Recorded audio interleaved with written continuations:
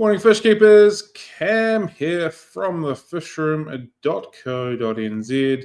We've done it. We've made it to Friday. Happy days. Apologies, John is not with us today. He's got some other family commitments, so you're stuck with me. I am sorry, but not just me. We have a special guest. We're going to bring him up. Let's push the buttons. Good morning, Oliver. How are you? Hello, everyone. Hi, Cam. Quite well. Still no snow in Canada. Is it a good thing or a bad thing? It's a good thing. That's good. Thank you very much for joining us. It's much appreciated. It's taken a little bit of time to make this sort of align with everybody, so I'm very happy that we could get it scheduled and get it going. Yeah, that's partially my fault. I've traveled so much this year that it was a little difficult to predict where I'm going to be on a given day. Yeah, that happens. For the people that are joining us and listening, can you give us a bit of a rundown on who you are and what you do? Sure. So my company, belowwater.com, I've been importing fish for a little bit over 37 years now, full time. But my interest is in photography and how the fish live in nature. So I've started writing articles quite early on and writing books about the habitats, about how it connects to the fish that we keep. And so I still keep some fish myself, but my main interest really is to document where the fish are from. Cool. How did your journey into that begin? I think that I'm originally from Germany and I moved to Canada in the late 1980s. And I started importing. Oh. Hold up.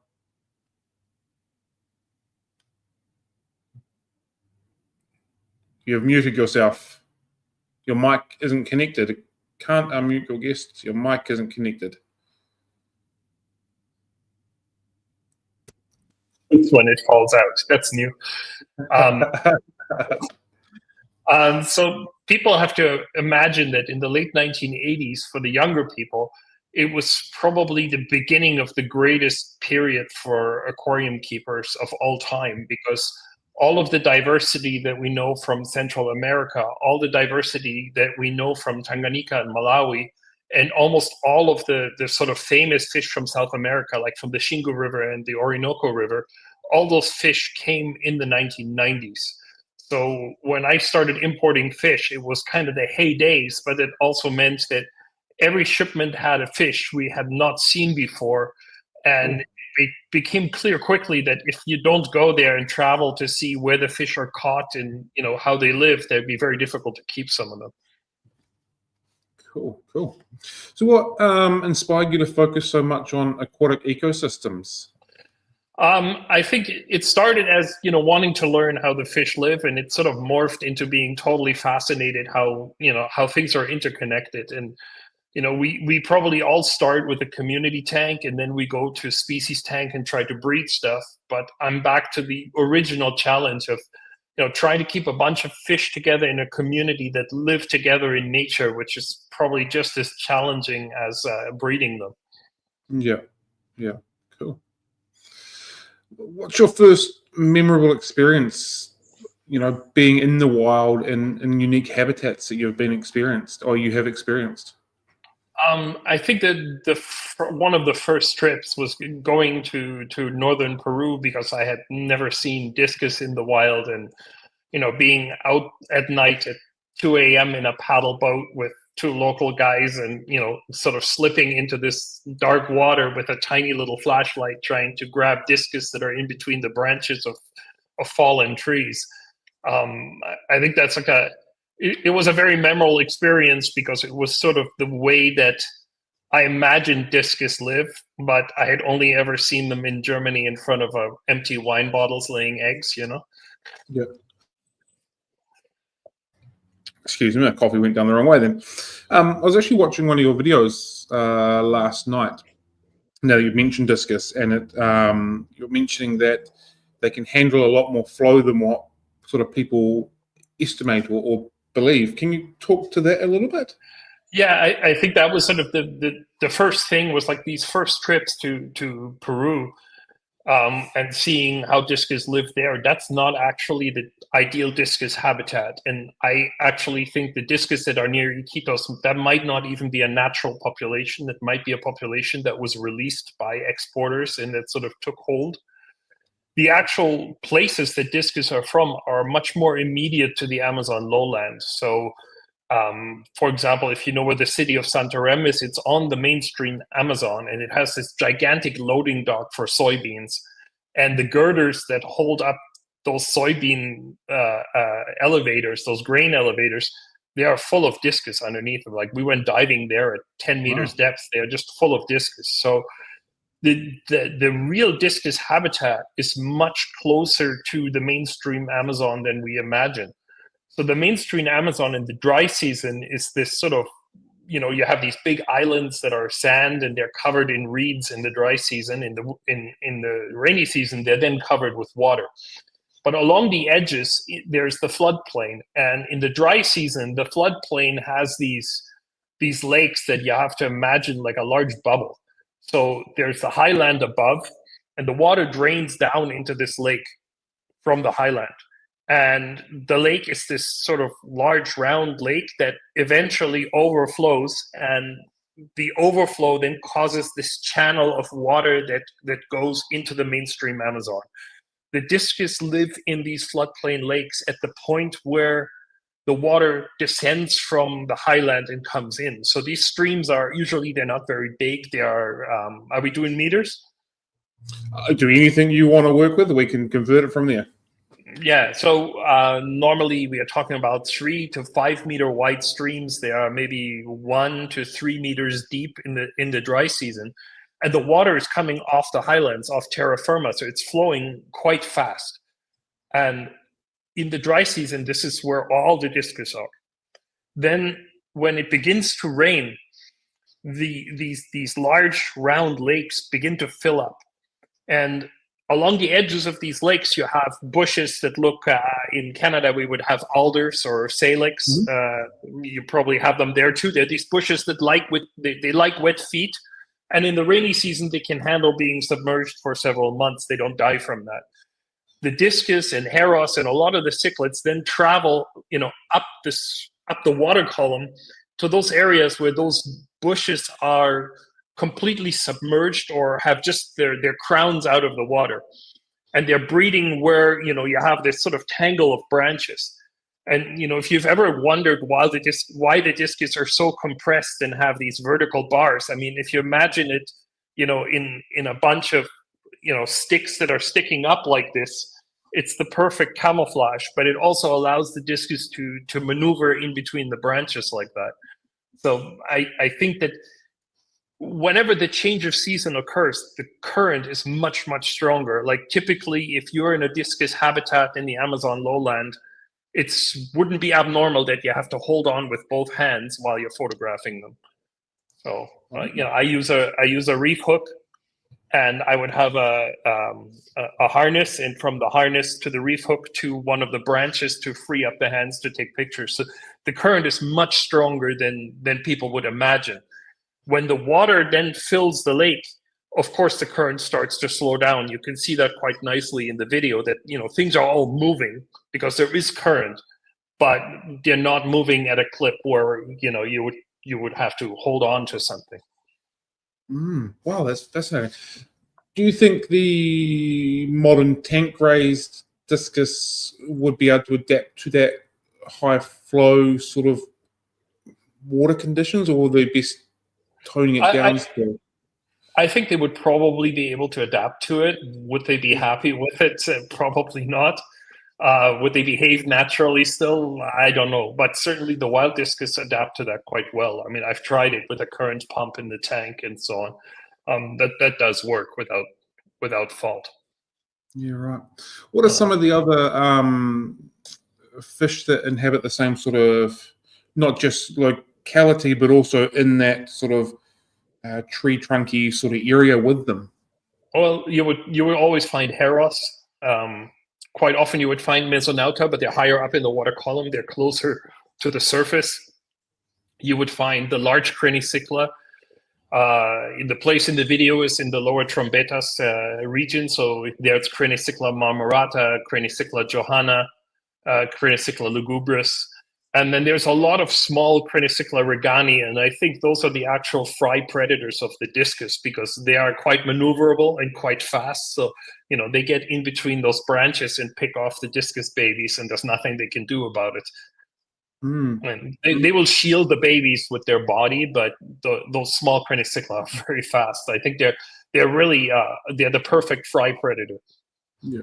So when you say shield the fry, I'm kind of envisioning you're up like that and fry on one side and kind of just sort of push them towards a branch or a bit of the riverbank to stop one side of attacking like that, or do they do it a different way? Well, the discus never leave that tangle of branches, right? So you have this kind of crown of branches, and the discus are in between with their babies. If a predator approaches, the discus normally pulls back, which leaves the fry out in the open water for a second, and then it'll go in front and cover them, so they're all on the other side. Cool. That's the same way that the discus change babies when you're breeding them in captivity. You'll see that behavior where one will have the babies on it, and suddenly it'll reverse out of there real quick, and the babies are in the water column, and then the next one parks in the same spot, and the babies start feeding on that. So it's the same kind of movement. The babies just don't swim as fast as the parents do. Yeah. Have you noticed any difference in behavior in the wild for discus and what it's kind of noted in an aquarium setting? I think like a lot of the aquarium fish, when we're breeding them artificially, you're kind of losing a lot of the behavior. I mean, the aggression level goes down. Good luck finding a pair of captive raised angelfish that still guards its babies. But the wild angelfish will try to bite your finger when they have young. So I think that we're kind of breeding this behavior out of the fish by inbreeding and removing the eggs the moment they are laid. With discus, it's the same thing. I think the wild fish are a little bit more aggressive, a little better at defending their fry and their territory. That's quite interesting because there's always a conversation about how fast, for lack of a better term, we devolve fish being bred in aquarium settings and taking away from their natural adaptations.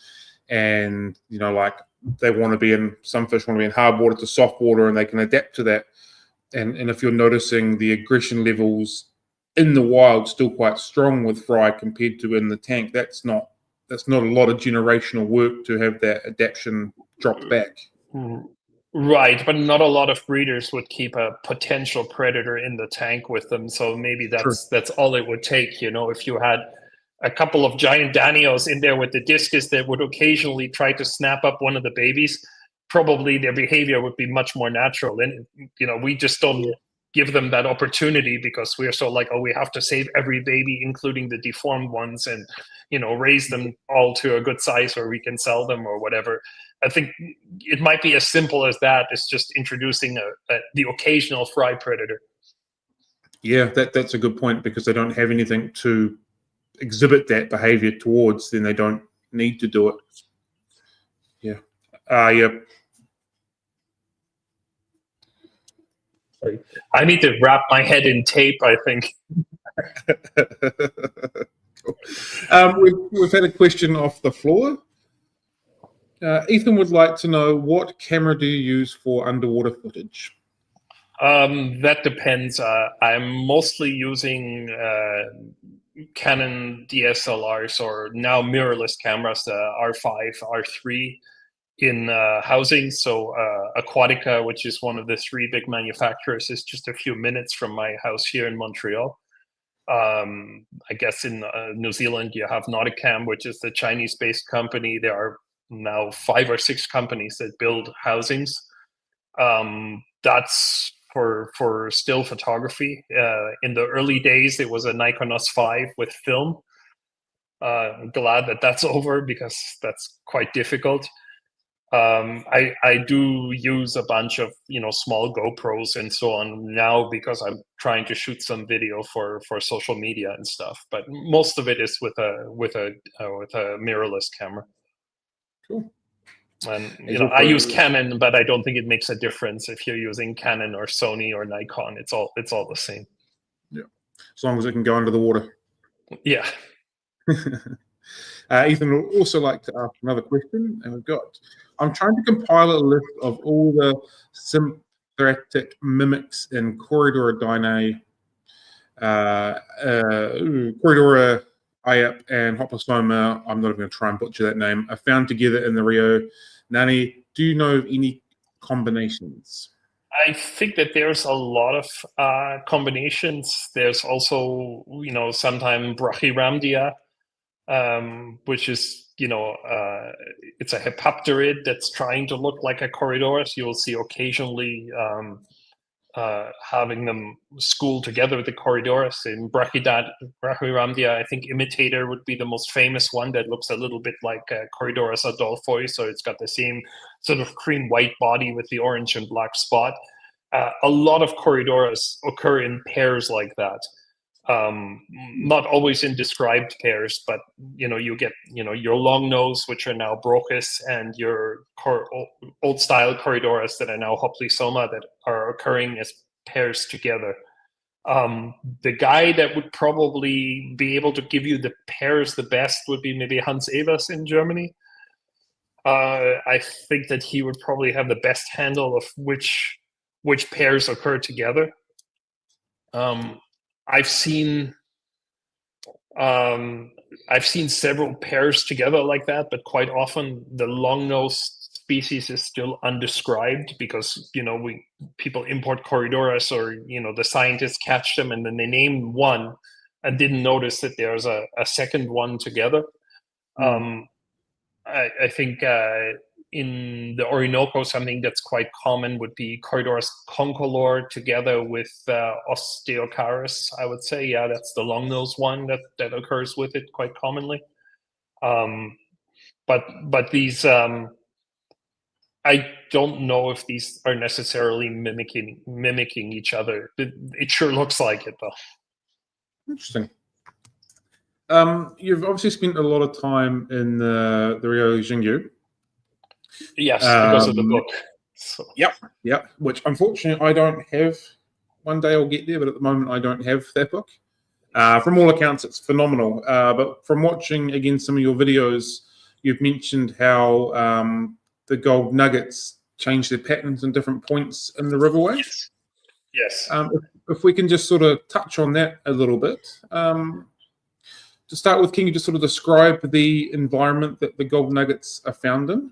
Sure. I think we have to imagine the gold nugget a bit like a cow, or maybe a kangaroo, to be a bit closer to your region. So you have to imagine it as a herbivore that lives in very shallow water, and its sole interest is algae. So from the small size up to the adult size of 35 centimeters or so, that fish is always going to be in water that is generally less than 2 meters deep, because that's where the most algae grows.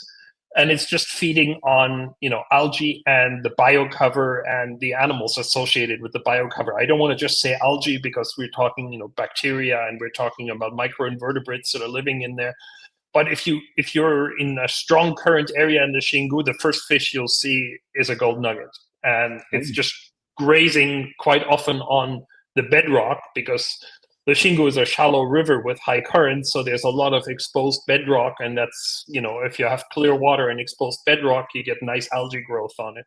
So that's where you would see your gold nuggets. Where you wouldn't see them is on sand.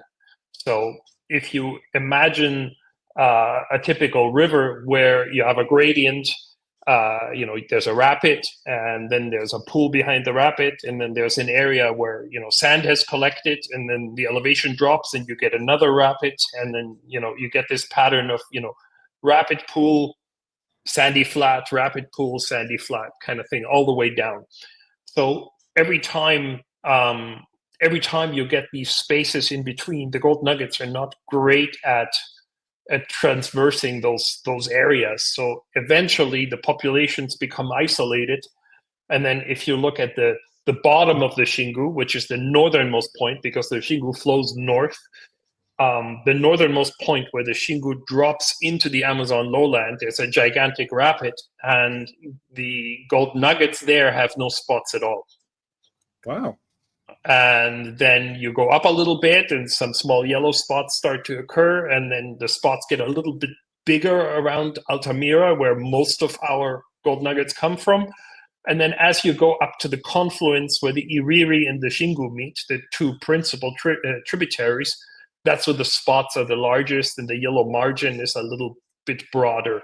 But it's all the same species. And if you were to look at every little rapid in between these major populations, you would probably find every intergrade between them. It's the same in the Congo, except maybe there, because of the depth of the water, these separations start to occur long enough that new species start to occur. But the Xingu is so shallow that, I don't think that there's still a flow of gold nuggets between one population or another. So, I don't think they would ever, it would take millions of years and they probably wouldn't become separate species. Why do you think they've dropped the patterning from different points?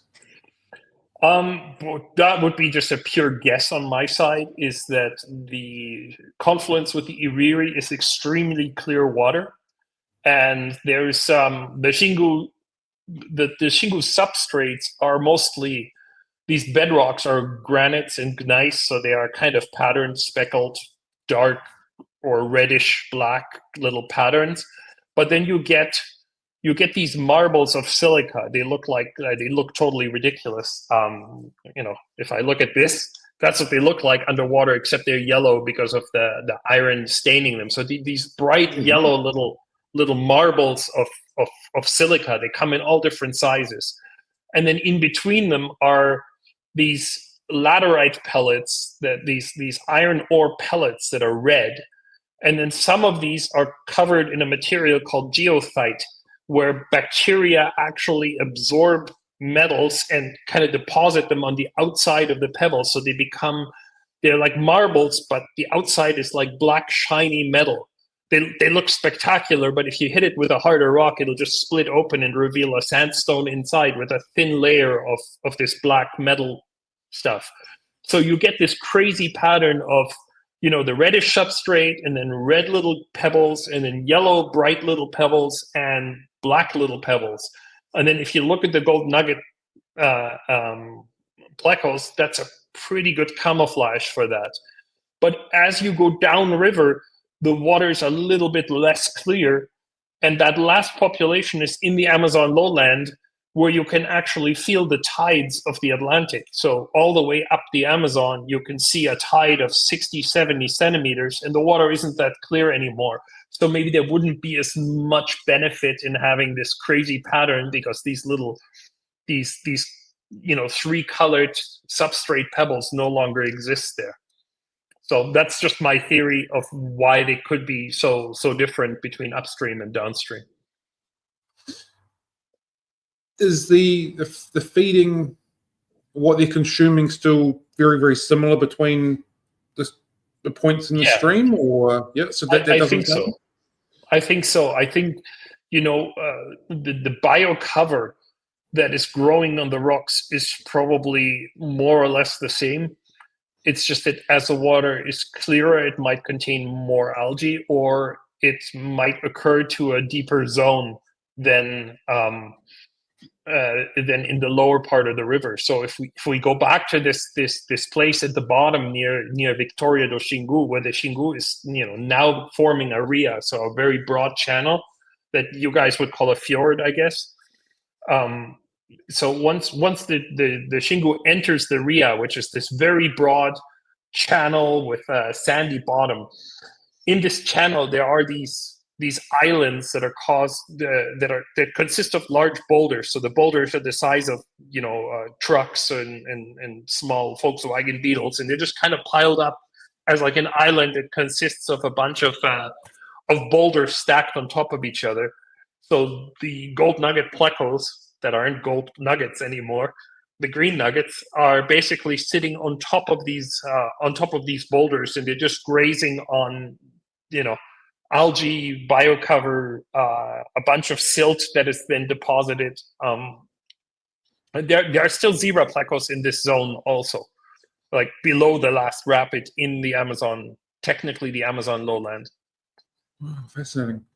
Is it because I've always envisioned like lots of piles of wood, but you're describing a lot more of a rocky type territory. Wow, that is yeah. There's no wood to speak of in the Xingu. I mean, you'll get the occasional root from a tree that is growing on the edge, and you will get in the ria, because the slope of that ria is a little bit steep, so trees sometimes fall down and slide down the slope. But the Xingu doesn't really have any wood in it at all.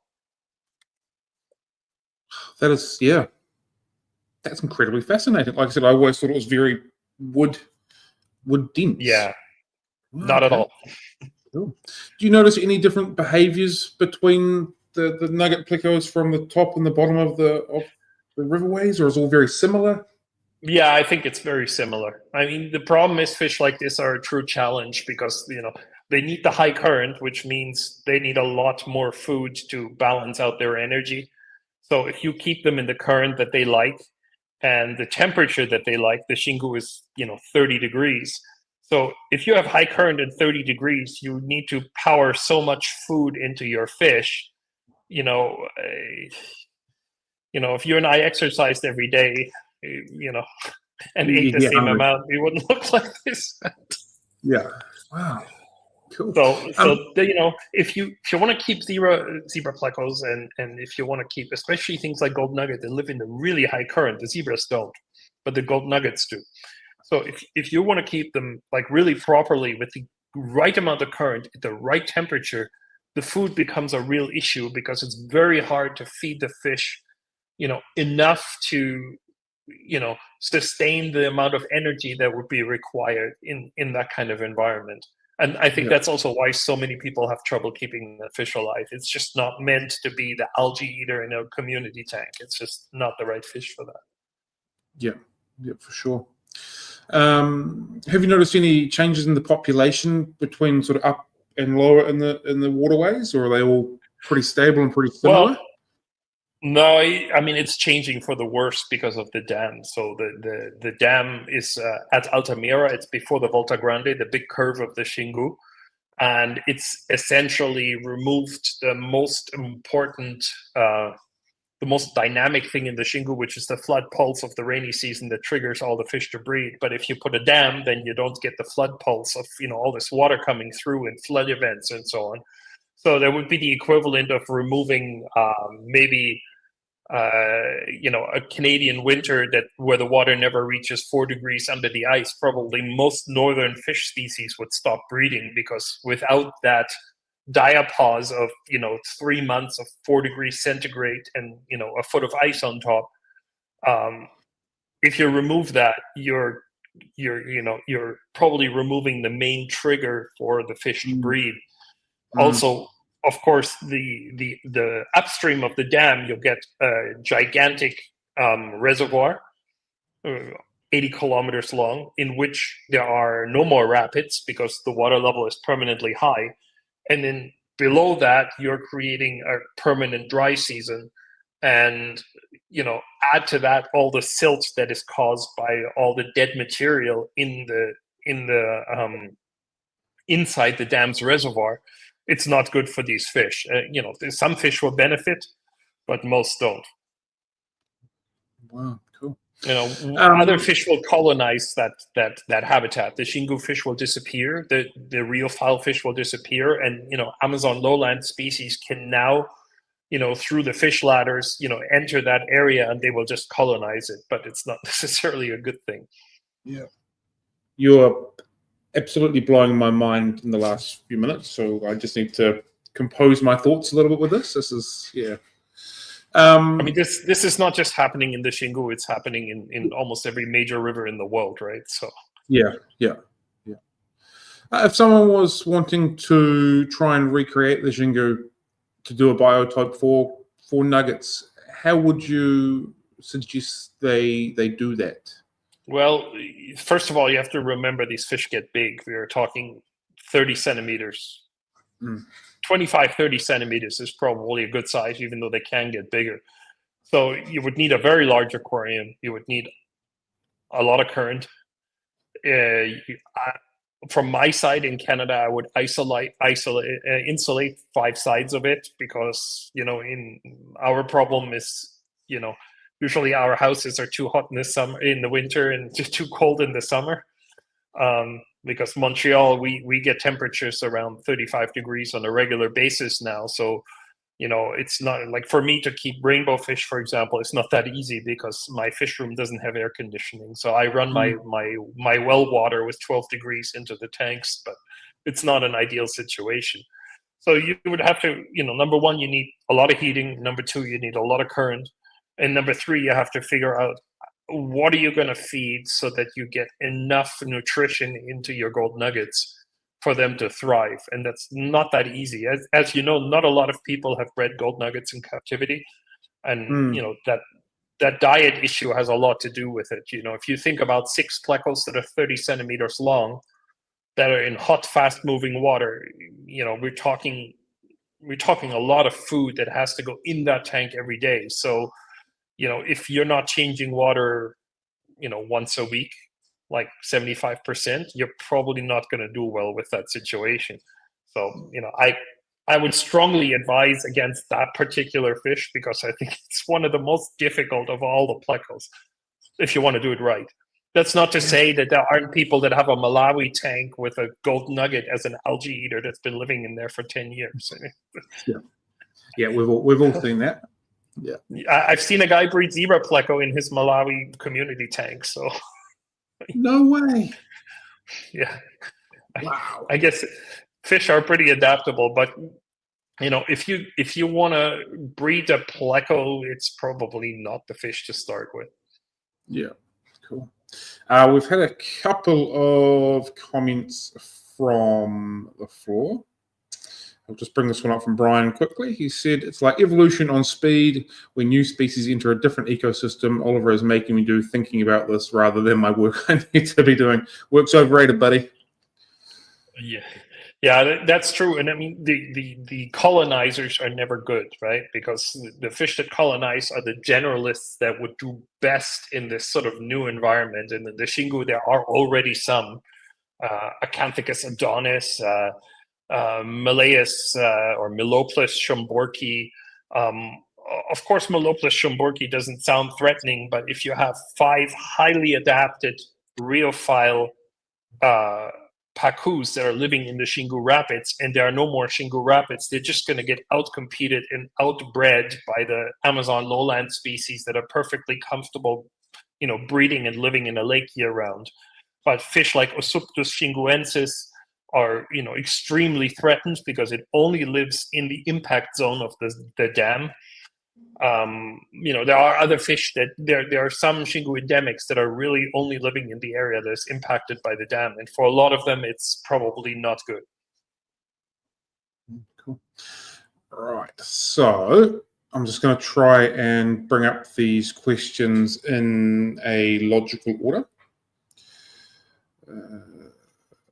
Rebecca has said maybe that explains why the Baryancistrus territorially, if this space is so limited, and she's heard that the bee, you can try and pronounce it because I'm not going to come from soup green water, but she's got no idea about the other Verde though. Yeah, so Baryancistrus gentellus, the golden nugget pleco, likes these areas where there's exposed bedrock and super fast flowing water right in the rapids. Behind the rapids, where you start to get, normally you get a pool and then you get the edge with some rocky outcroppings and stuff. Those are the areas where you find zebra plecos, and that's where you find Chrysolomus, the L47. So that species, unlike the gold nugget pleco, is more of a slower moving water fish. It's, I think, a lot easier to keep for that very reason. And its habitats are between these giant boulders. You get horizontal cracks, and you find the L47 in these habitats. They're not sitting in the shallow water in the middle of the rapid. So, they're both Baryancistrus, but they're very different from each other. Cool. I was going to touch on that. You get the same pair in the Orinoco. If we look at Baryancistrus demantoides, L200 would be the one that's living in the very high flow in the rapids of the Orinoco. And then L239, so Baryancistrus bigini, the blue panac, as often gets called, would be the slower moving behind the rapids fish. So just because something is a Baryancistrus, it's not obligate to live in the highest flow at all times. Not all species do. Wow. What a fascinating group of fish. Yeah. Rebecca would also like to know, Baryancistrus potentially threatened. She's seen some photos before and after of the Xingu Dam causing massive silt buildup.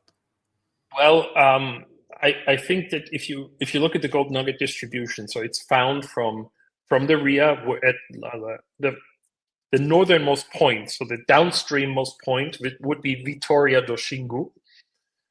And this is a good one for the football fans. Vitória do Xingu got a lot of the money from the dam, even though the dam isn't that close to it.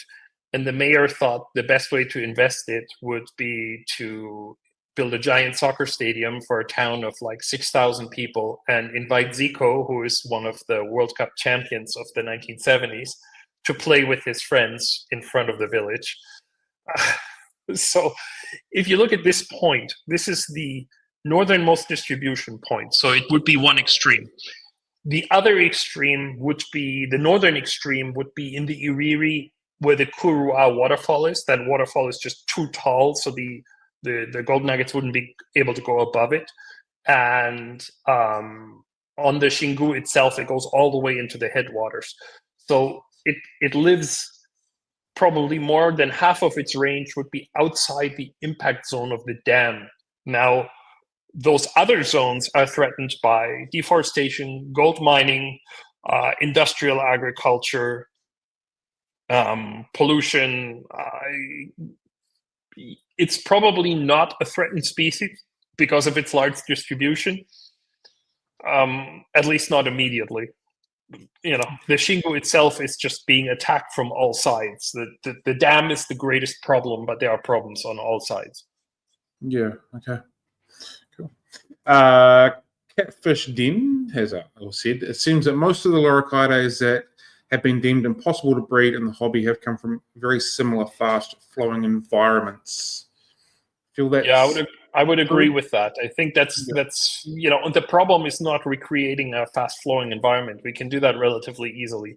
The problem is getting enough calories into the fish once you're keeping them the way that they should be kept.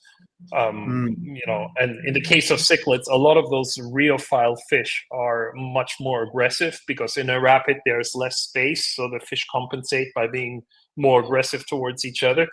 And that's a problem also. But the diet and getting enough food into them is probably the key. So just as we're on the topic of the gold nuggets, the Baryancistrus, and food, what would you encourage people keeping them to be feeding them, and how often would you be encouraging them to be fed? I think that's a question for somebody that breeds plecos on a regular basis to see what they're doing, to see what works. My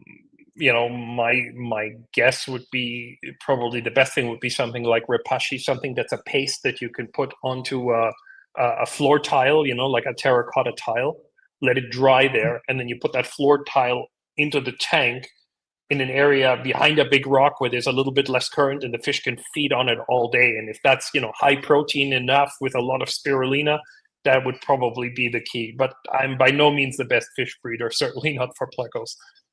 Okay, cool. We've had another question. This is a two-part, two commented.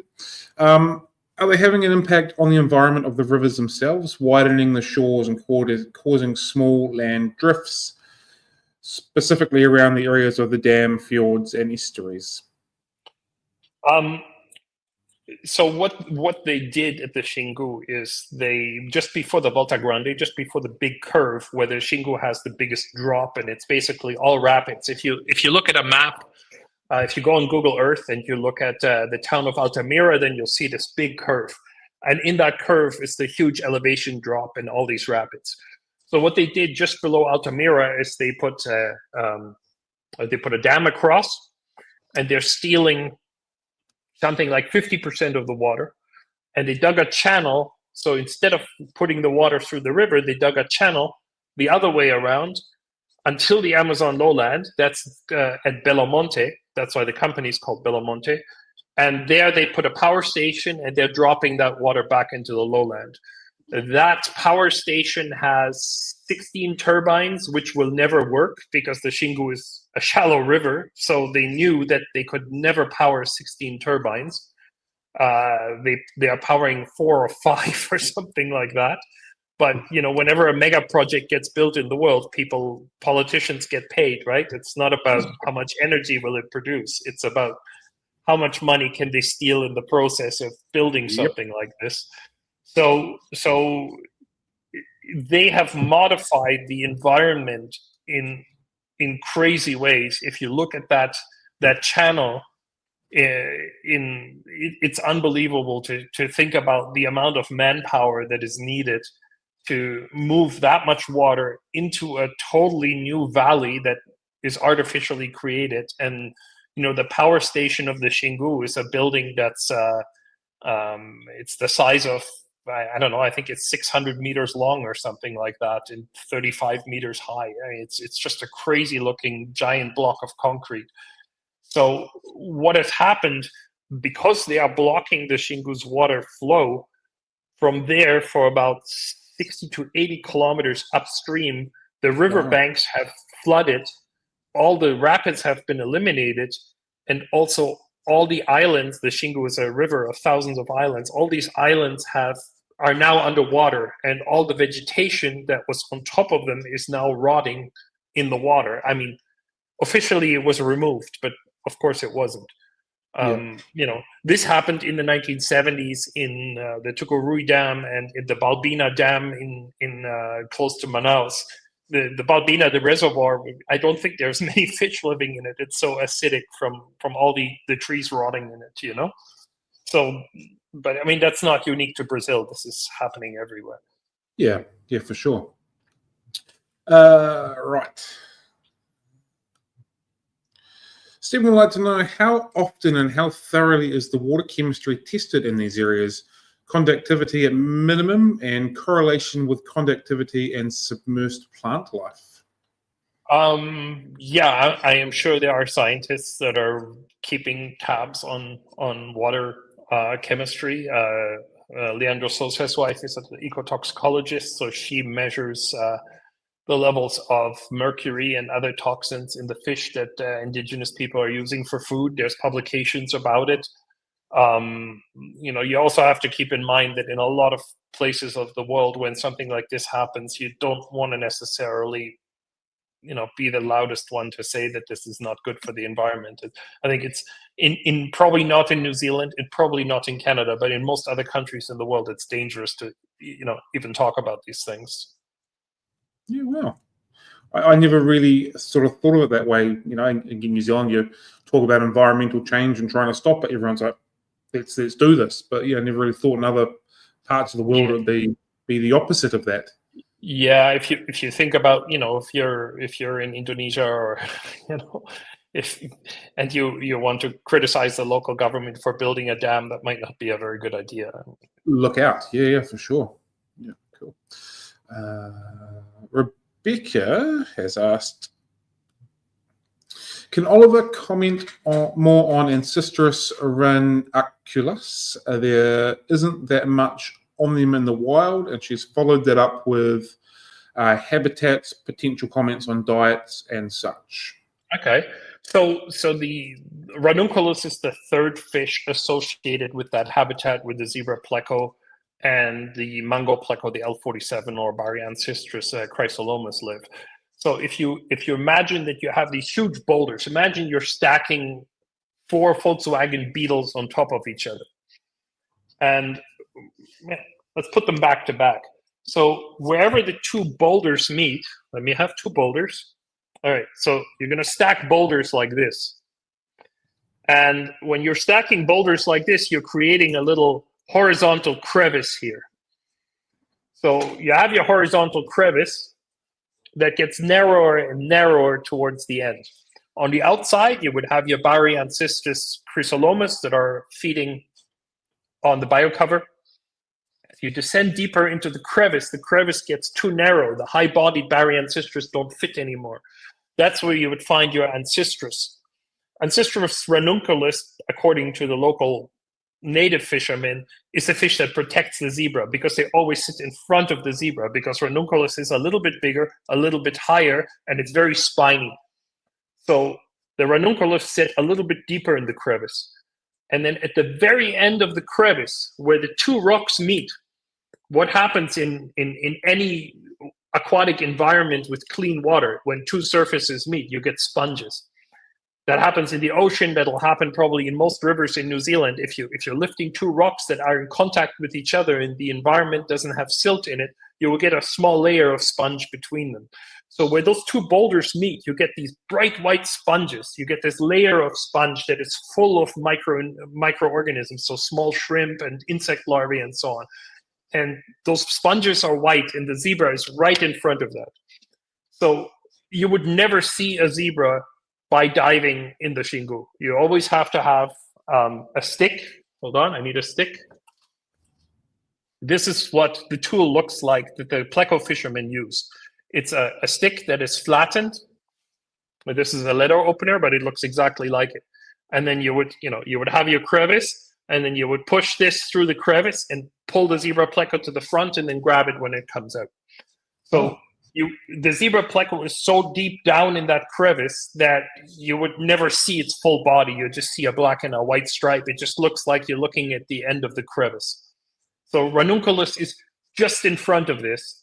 And what's interesting is there's another sponge that is that has a silica skeleton that is very hard. You have to imagine it a little bit like a scrub brush. It looks like a little black goatee that grows in a circle on the rocks. Mm-hmm. And whenever you see that sponge, you know that ranunculus isn't far. It's just this very strange looking sponge. We have pictures of it in the book. I don't know the scientific name off by heart, but give me a sec. Cool. I'm sure I'm not the only one at the moment just hanging on every word here. I'm just, I'm loving every moment of it. Let me see if I can show you the sponge.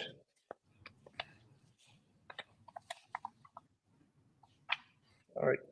So this is that edge habitat behind the rapid.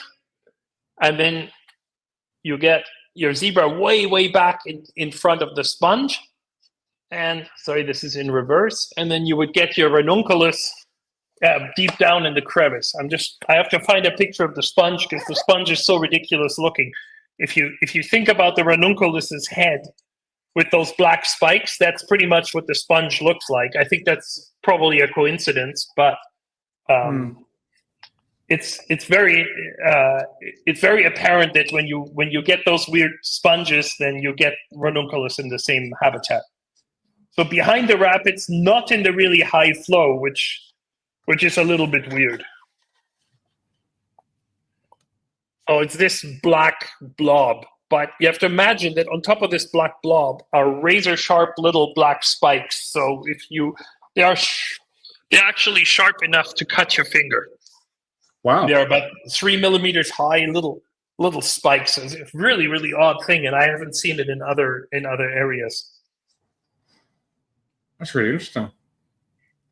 I'm envisioning a little bit like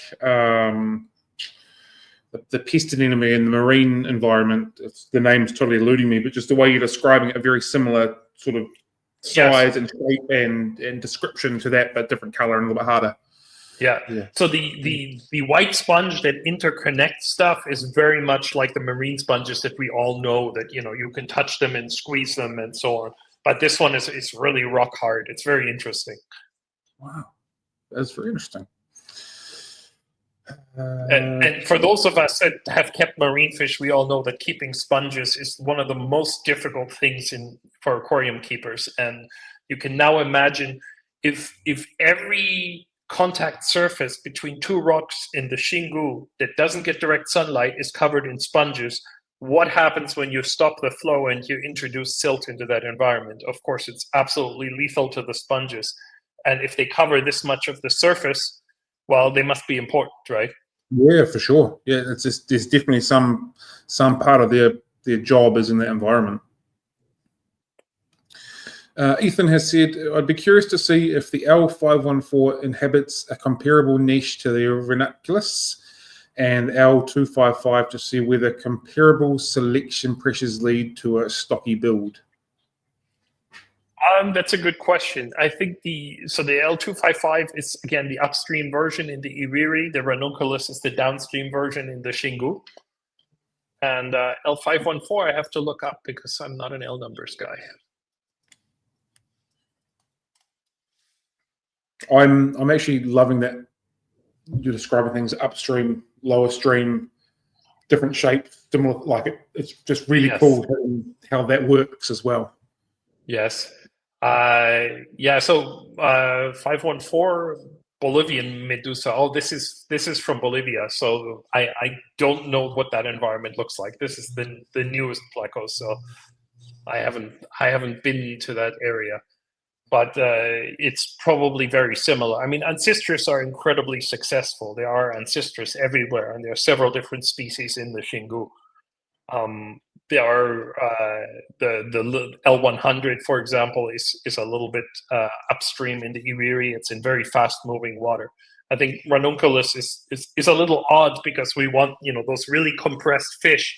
We're like, oh, this got to live in the rapids in high flow, but that's not the case at all. So it's in the slack water. Ethan has also asked, he's wondering if, if large slate pieces propped together in the right way could be a way to attempt to replicate these crevices that you were talking about. You could. I mean, slate is a lot sharper, but yeah, I think that would work fine.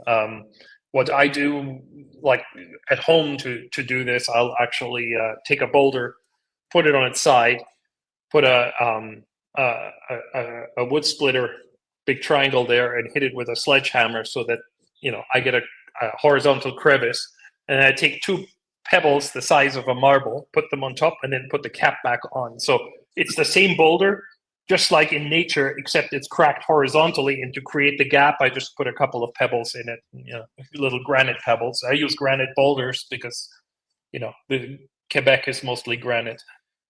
Yeah. Wow, fascinating. I never thought of doing it that way, and then you've got your split. Cool. Yeah, I don't like slate in the aquarium because those sharp edges that you get on slate don't look very natural. So you never find a sharp edge like that in nature.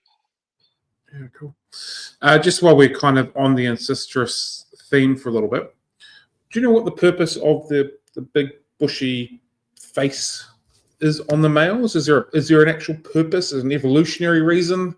There was a paper published on this, I think, not that long ago about maybe it mimics the fry, but I don't know. Yeah.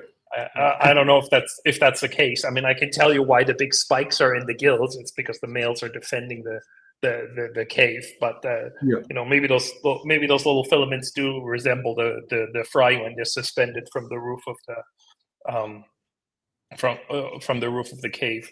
How that would make the female interested is a different question. So. Yeah. I guess evolutionary. Me talking completely out of turn. If this male is guarding fry, it must be a good parent, and we'll come in for another go and see how that possibly goes. Yeah, I think that's sort of the theory. I mean, it sounds feasible for sure. Yeah. Cool. Rebecca has also asked. I'm going to butcher this name, so I'm not even going to try. Have you seen this word feed in the wild? Are they extracting invertebrates likely from the rocks? Do they show interest in mollusks in the wild, particularly, she assumes, mussels? So yeah, I have seen one of the Scobiancistrus aureatus, the fish you call L14. Again, In the zone around Altamira, this fish has solid orange fins. And in the Iriri, it has spotted fins. It undergoes that same, like upper Xingu, upper Iriri, you have more spots in the fins, and lower you have less spots. So it matches what the other fish do. There was a beautiful habitat called Gargulhos, which means something like marbles. That was just upstream of Altamira. It was, to me, it was the most beautiful place in the Xingu, because it was just, you have to imagine like there's an island, and the beach of the island is under really high flow. So it's only about knee to hip deep water, but the water is just blowing over the top. So there's no sand. And the substrate is all these marble-sized gold, black, and orange pebbles. And on top of these pebbles are these huge sheets of conglomerates. So you get sandstone that is compressed under high pressure, and then it absorbs some of the pebbles in it. So you get these large slabs that are maybe 15 centimeters high and 2 or 3 meters long, but one person can lift them because it's just sandstone with pebbles in it. In the water, they're not that heavy. And they're just lying on top of these other crazy colored pebbles. And it's totally destroyed now because it's in the dam. It's covered in a meter of sand, so none of this exists anymore. But that was the place where there was a lot of Baryancistrus aureatus. When you lifted one of these plates, you would find juveniles under every one of the plates, and you would see the adults in between. There are not a lot of mussels in the Xingu, but there's tons of snails. So there are some very large, long-bodied snails that look, I could get you the scientific name, it's in the book. They look like Malaysian life-bearing snails, very, very hard-shelled. Wherever the stingrays are, they feed on those snails. And the Baryancistrus, I think those big teeth are to actually cut open the snails by going around and around and getting at the snails. So I've seen them, digging in the substrate for snails mostly. But there are there's a lot of leeches and a lot of large insect larvae too, which I'm sure those big teeth are useful for. Yeah, because they're a primarily carnivorous species, yes. correct? Yeah. Yes. And in the aquarium, they love to eat the silicone from the edges of your tank. So it's so I've heard. Yeah. Cool. One of the fish that's good at creating floods, A beautiful fish, however. Yes. Just while you've been talking, like you've mentioned substrates, gravel beds, and that kind of stuff, and sort of correlated it to patternings and coloration on fish. How much do you feel that the environment, particularly below plecos, has to do with how they've evolved for their colors and their patterning? I've kind of always envisioned it's been above with the roots and the tree trunks, but is it more of what's below them that they're blending to? Yeah, because the predators are all above, right? So when the predators are looking down, your camouflage has to match the substrate. So, well, the most famous pleco-eating fish is probably Crenicycla dandara, the fish we call the Xingu 3 pike.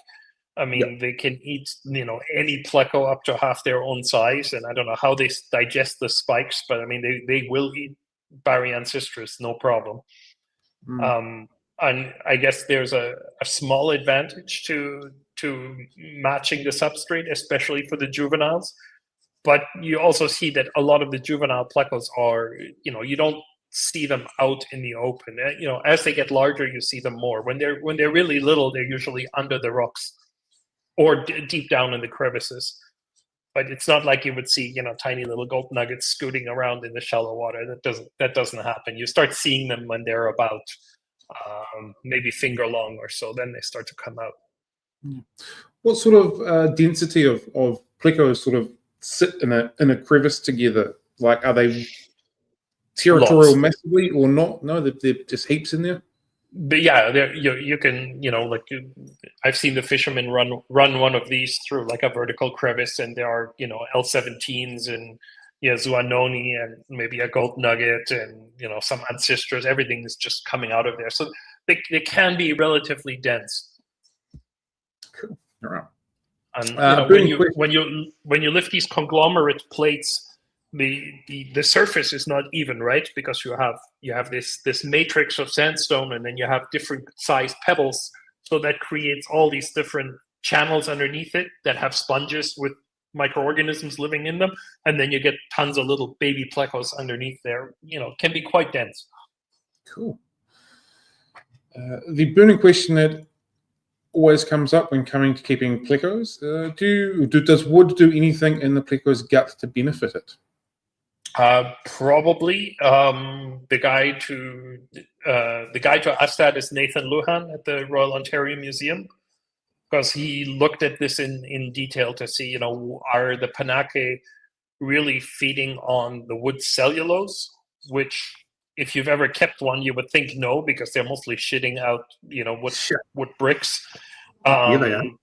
And then looking at, how much nutrition is in that biocover layer. I mean, even the film of bacteria that makes a stone slippery when you're picking it up in nature, that is nutrition also. It's protein. So if you're consistently feeding on wood where that bacterial layer grows even better than on a rock, then there must be a fair amount of nutrition in there, especially given that all these Panache get quite big, right? It's probably among the largest plecos. So finding a 60-centimeter Panache is not out of the question. So yeah, it's a good point. They do get big, which means they've got to consume plenty of calories to get that big, and it's got to be coming from somewhere. Yeah, that's a valid point.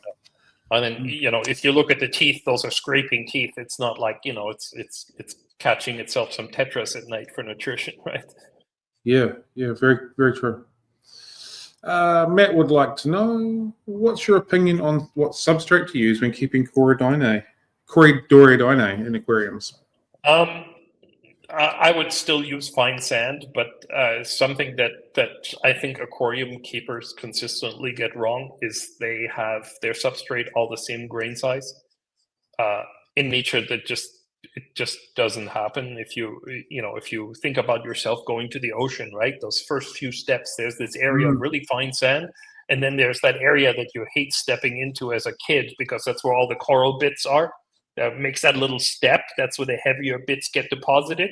And then just ahead of that is usually like a gravelly area, and then you go to fine sand. So when I set up an aquarium at home, I try to mix 4 or 5 different types of sand and some pebbles and some gravel pieces, and I try to mix it up as much as possible.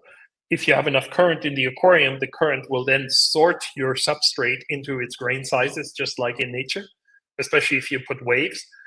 If you don't have that, it'll just continue to stay mixed depending on how much the fish are moving it around. But I think it's kind of important to if you want a natural look, not to have everything the same size. That's a fantastic analogy with going to the beach and the way the sand sort of breaks down. That's really, really good analogy. Yeah, you would see that in a river too. In the curve of a river, you see the exact same thing. But not all of us are familiar with that feeling, right? The beach, everybody's been and everybody's experienced that. That wave break area and the different grain sizes. Yeah, for sure. You've been involved and authored several books. Have you always been interested in writing, or is it just something that's developed over your professional career? I think I've always been interested in it. From the early days of knowing every fish book by heart, and parents saying, "Hey, guess what? Our kid can tell you what's on page 267 and how big that fish gets." Right. So I think a few of us have had that. So yeah, I like the idea of writing. I'm a little less adept at making videos. That started because I don't know if you know if you knew Jake from Reef Builders. He died a couple of years ago on a flight to Asia. So Jake is the one that challenged me, saying, "Hey, you have 20 years of tapes at your house of fish in nature. What are you doing with them?" I was like, "Well, they're just sitting there." Yeah. So he's the one that encouraged me. He's like, "You should put some of this stuff on the internet." With mixed success. So Yeah, I would say it's been some pretty good success. I think there's a lot of people that you have had a decent touch point with that do really enjoy your work. Can you share some details about your research process that you do for your books? Well, photography is mostly about opportunity and luck, right? You have to put yourself in the place as often as possible. Hopefully, get a little bit lucky, and try and shoot as many frames as possible. So for the Xingu book, it took. So Leandro lives. He can see the river from his bedroom.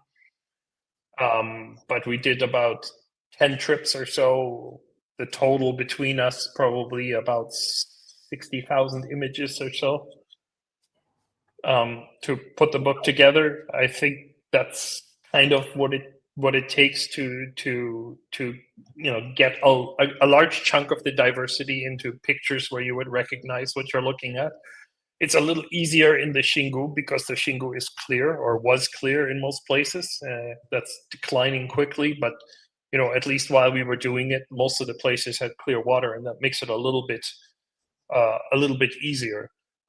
If you wanted to do a book on the Orinoco, I don't even know where you would start, because most places you cannot see more than 30-40 centimeters. Or in the Congo, where I tried diving at maybe 2 meters, it's complete darkness. There's no light. There's no light that penetrates below 2 meters, so it's very, very dark. Wow. There's just so much silt in the water. If you say, "Oh, I want to get a picture of a Steatocranus in nature," well, it's just not going to happen. Yeah.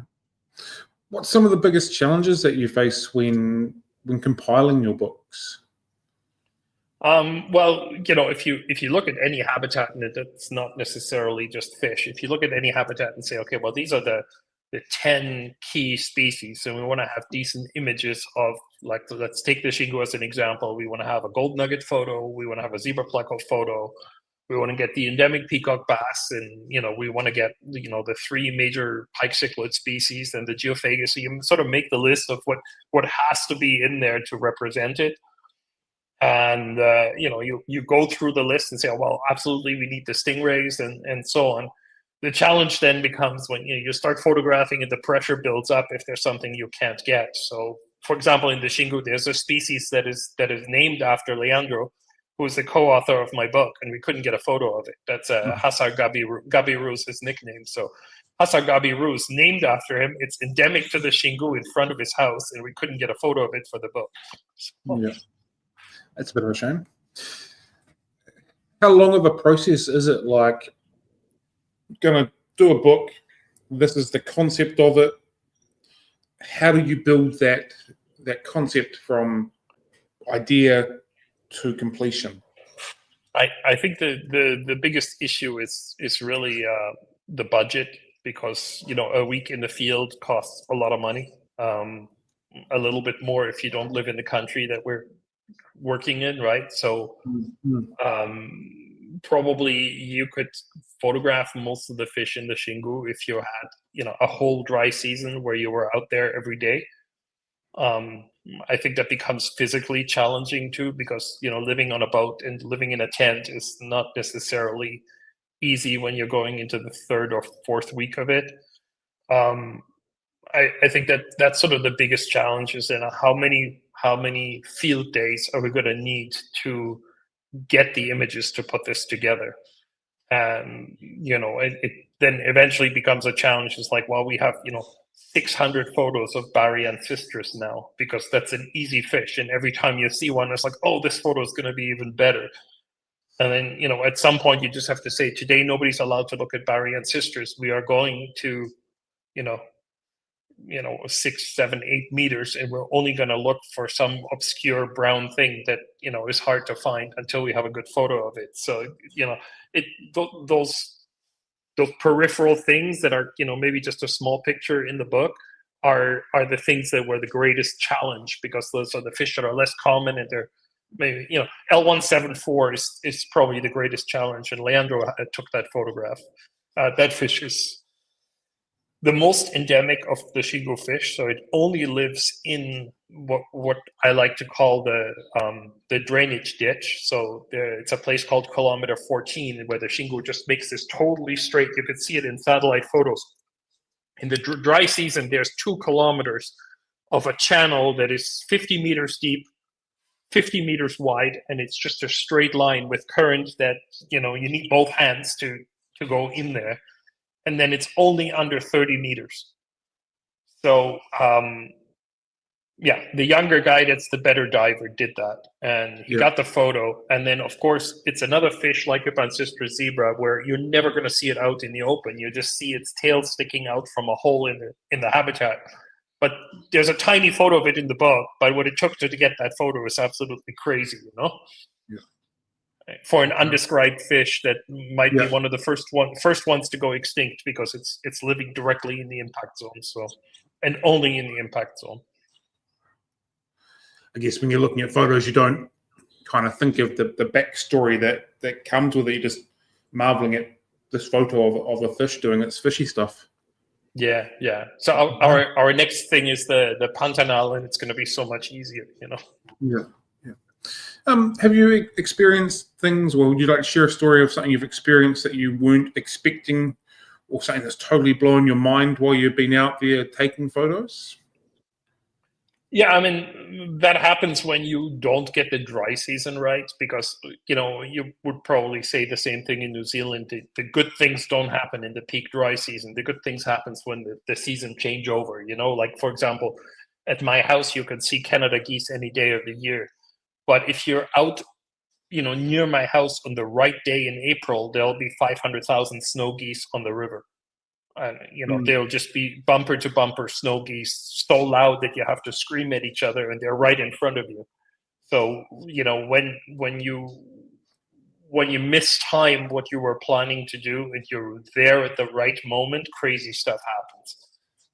Like we are working on, we're just loosely starting to look at Pantanal stuff, and we had one day where there was a small, imagine a grassy field that looks like a rugby pitch, and it's covered in 15 centimeters of water, and there are 200,000 Serpae tetras on top of it in the bright sunlight. I mean, the pictures are just crazy. Yeah, it would be. Yeah. And you could never recreate that. We were just there lucky because it rained a lot that day. It flooded that area, and there was a migration of Serpae tetras. You could spend a whole year there, and that won't happen again. So those are the kind of special moments where you're like, oh yeah, there it is. Yeah. But cool. How do you hope that your books impact readers and inspire the aquarium community? I don't think about it much. I see it more documenting things that might not be there much longer, and that's certainly the case with the Shingu. I don't know how many of the people that keep fish actually read books still. I think that's declined a lot. What I hope is, the people that are experienced aquarists open that up and go, oh, here's something new that I didn't know before that is, going to be handy in keeping this the right way, I mean, maybe in 20 or 30 years from now, some of those species will only exist in captivity. So be good if someone says, well, this is how it used to look. Yeah, true. Have you got any upcoming books or projects that you're working on at the moment that you would like to share? Well, we are loosely starting to work on a Pantanal book. There will also be maybe an Amazon below water eventually, when I have enough photos of it. But that takes a lot of money and a lot of time, which I certainly don't have. I work also at a university and in a research project, and Leandro is a teaching professor at a university. So the amount of time that you can devote to this and to writing it is somewhat limited. Is there any advice you'd like to give to somebody if they are wanting to embark on beginning to write about aquatic animals, or even just writing books in general? Yeah, I think it's good if you set out with a clear goal, like, okay, this is what I know about, and ideally you choose something where you probably know more about than most people. And I build a skeleton every day. I actually don't start writing in Word. I actually start writing in an Excel file. So I use the spreadsheet program, and it's like, okay, this is the habitat. These are the key shots of what the habitat looks like. These are the key species in the habitat. These are the lesser species in the habitat. And then each one has a little checkbox in front. And and it's like, okay, well, we need a Baryancistrus photo that shows a wide angle that they're feeding on bedrock, and we need a photo of a juvenile that's hiding under a piece of conglomerate, right? And you have a little X. It's like, okay, we have this photo. We don't need to look at this anymore, kind of thing. Of course you do, because you always think that you get the perfect shot, right? So, but I think that, like, you have to kind of build yourself a structure of, if I were to write a book about the giant cockapoo, right? What in New Zealand is the habitat, and what would be the key photographs if I wanted to write a book about it? And then, you don't have to start writing until you've got half of those. Right? You have to build a structure, and then you look at, do I even have the images to explain what all of this is? And that's not that easy,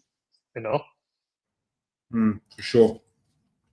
How do you balance scientific accuracy with sort of consumability for the end reader? Yeah, that's a little bit tricky. So I work in the geography department, so we do remote sensing, where every statement has to have a reference if you publish it scientifically. Leandro is a taxonomist, so he is used to that also from the biology side, and we put that together and then let a bunch of people read it that we think know the subject really well, and see what they think, and see if we can get away with it, or if it's too generalized. Sometimes they'll say, no, you can't make that statement because we don't know if that's true or not. So then you have to soften the statement and go, well, probably that's what's happening, or I think that's what's happening, but it's not, it's not proven. I mean, we saw some really cool things in the Xingu that we just couldn't document, and they're not in the book because we just couldn't get the right images or videos to prove that that's what's really happening. So, but I think that's the same for like a scientific publication or not. If you have enough people read through your book, then it'll, before you publish it, they will tell you that this doesn't work. Yeah. And I guess that's the job of peer reviewing and proofreading and editing and all that stuff that goes with it, to question why and all that kind of stuff that goes with it. Right. So, like, for me, one thing with the Xingu book is, like, I didn't want to mention aquariums at all. That's why there are no L numbers in the book, and that's why there are no references. This is how you keep this. It was like, there's tons of books, and with the internet, if you want to know how to breed Baryancistrus, there are people that do that are on the internet, on the forums, that can tell you, how they're doing their water changes and what they're feeding. So I don't think it's my place, because that's not what I know. The idea is really, it's like, if you see a Baryancistrus in nature, this is what you see. This is some of the behavior. And then, people have to decide for themselves whether they want to incorporate that in their fish keeping or not.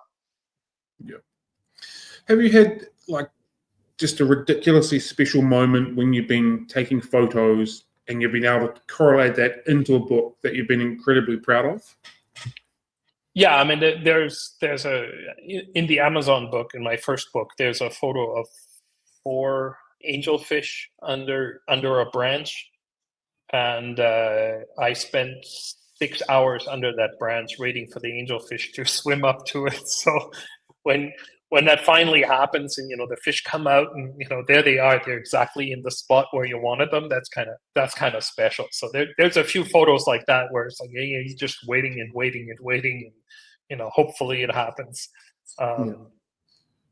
The 2 photos in the Xingu book of the stingray species are like that, where it's just like, yeah, we want the stingray without any sand on it. And stingrays and sharks are extremely slimy. So any shark or stingray species that's associated with the substrate usually has substrate stuck to it. And anybody that's ever kept a stingray knows it's not that easy to, have it clean.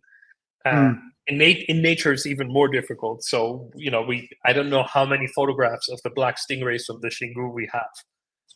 It must be maybe 300. So when you finally get the image, it's like, yeah, that's the image. There's no sand stuck to the fish. It's swimming towards the camera, and it's one that has a decent number of spots. Those are kind of the special moments that, you have to keep photographing them each time you see one to get that. And I think, photography is number one, location, number two, luck, and number three is just perseverance. If you take enough images, you'll get it eventually.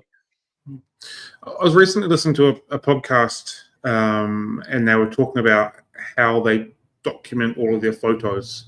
Is that a bit of a labor of love, or once you've taken them, do you go through, have them all time stamped exactly, so whenever you need them, you can just click on said folder and find it? Is it that sort of an organized system for you? Yeah, I'm extremely organized because I'm old enough to have started in analog photos. And if you didn't do that with slide photos, you were completely screwed, because you would end up with shoe boxes with 4,000 slides in them.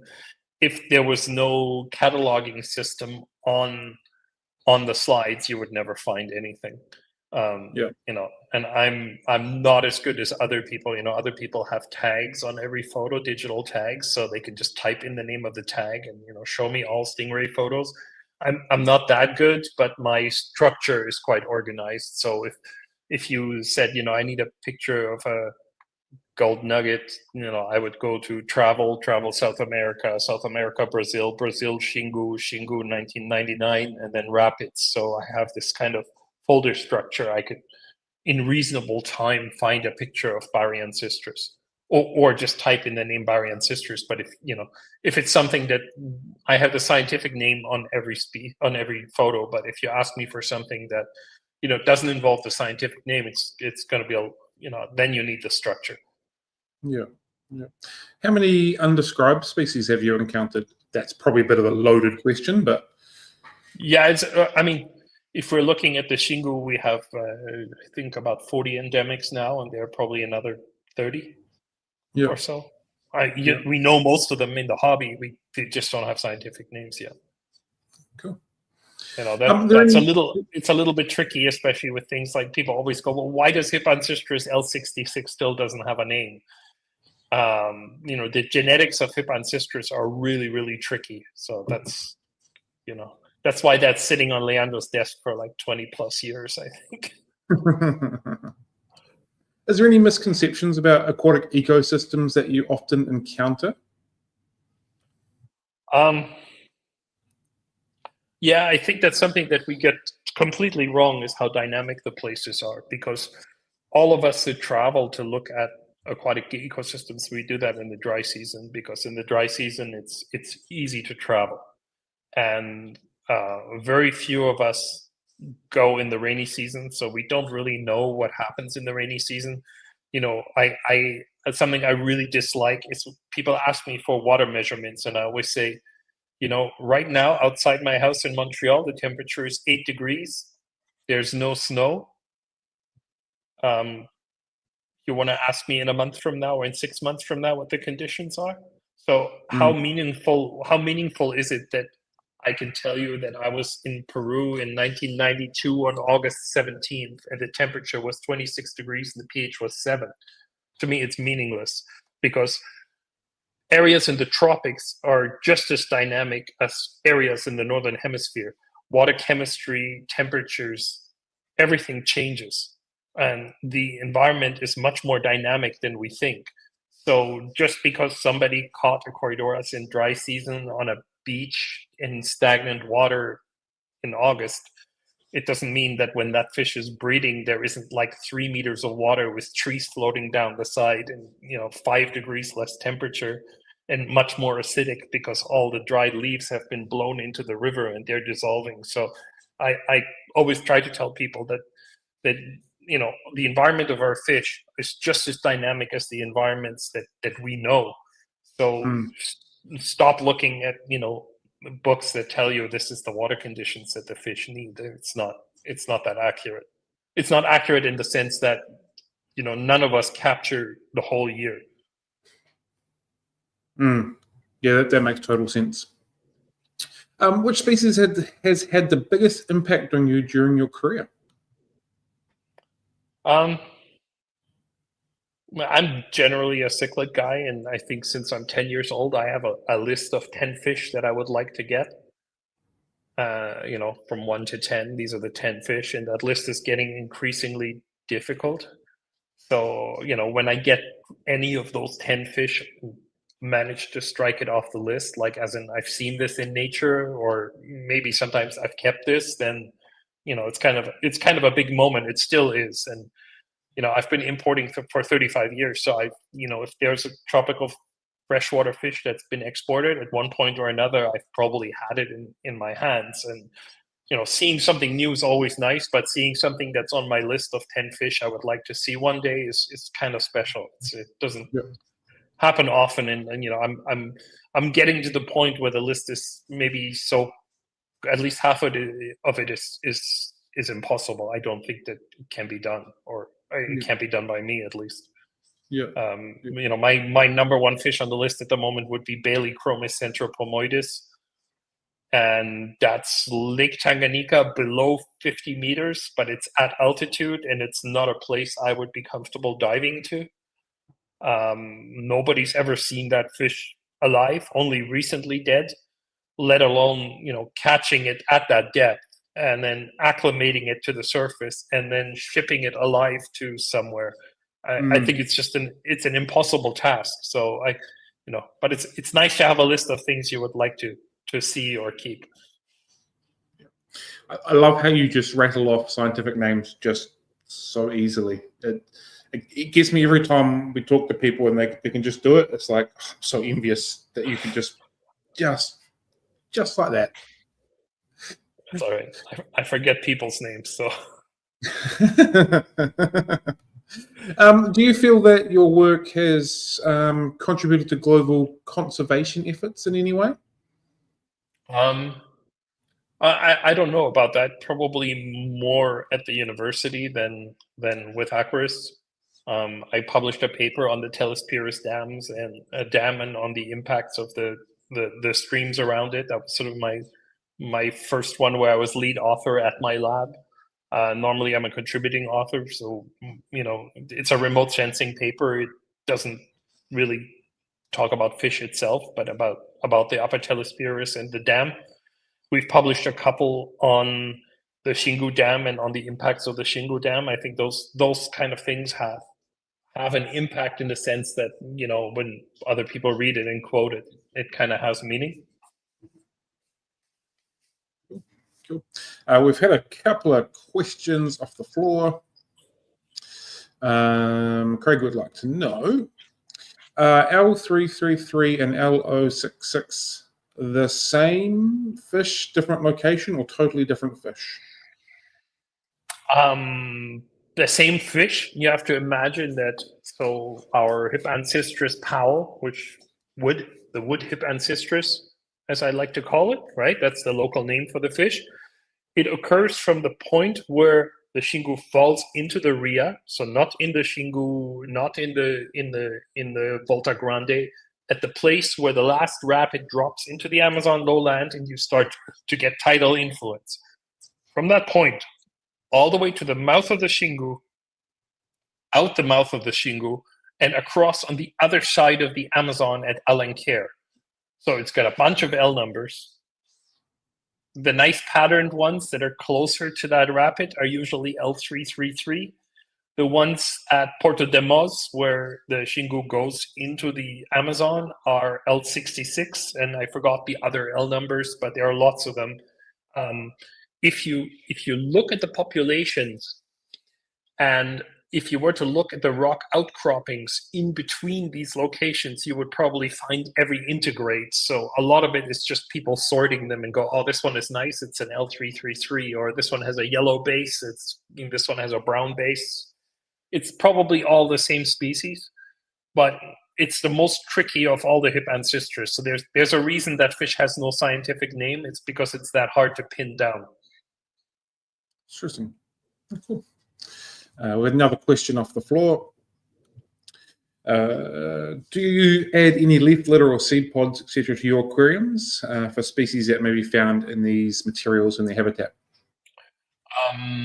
I don't, because I'm too lazy. I have alders growing at the corner of my property, and I take alder cones, which are excellent at producing acidic water.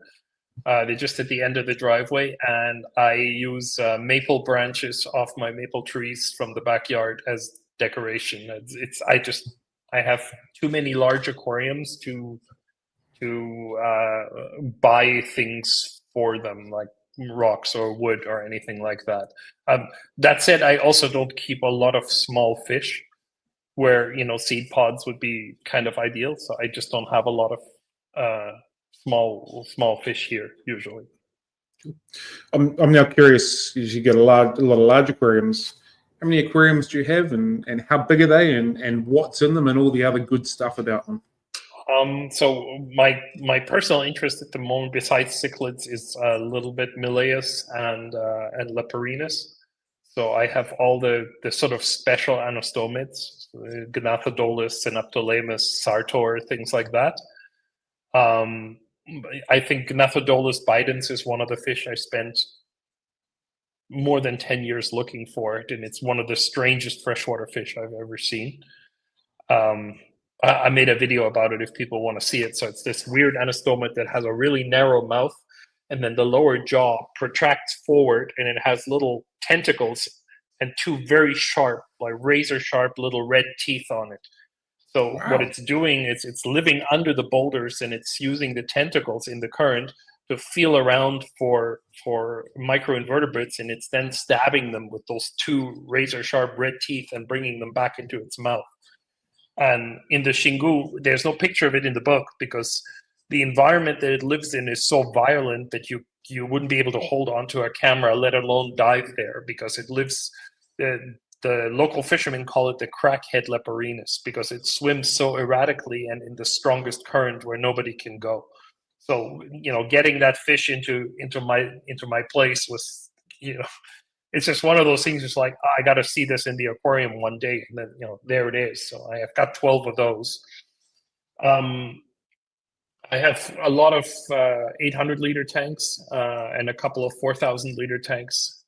One is Xingu fish, one is being set up for peacock bass, and the third one is still empty, but it'll be Lake Tanganyika.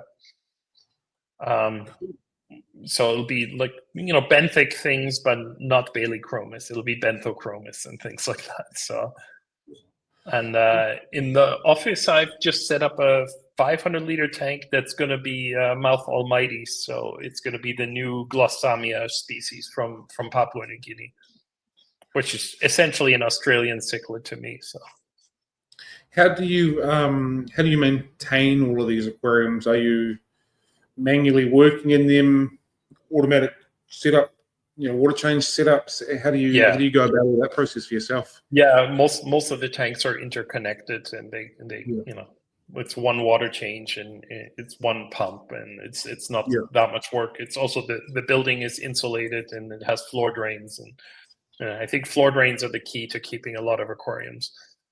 Yeah, cool. We've had another question off the floor. Oops. Oh, there we go. What is a well moment that you've recently had regarding fish keeping? Whatever sort of comes to mind first.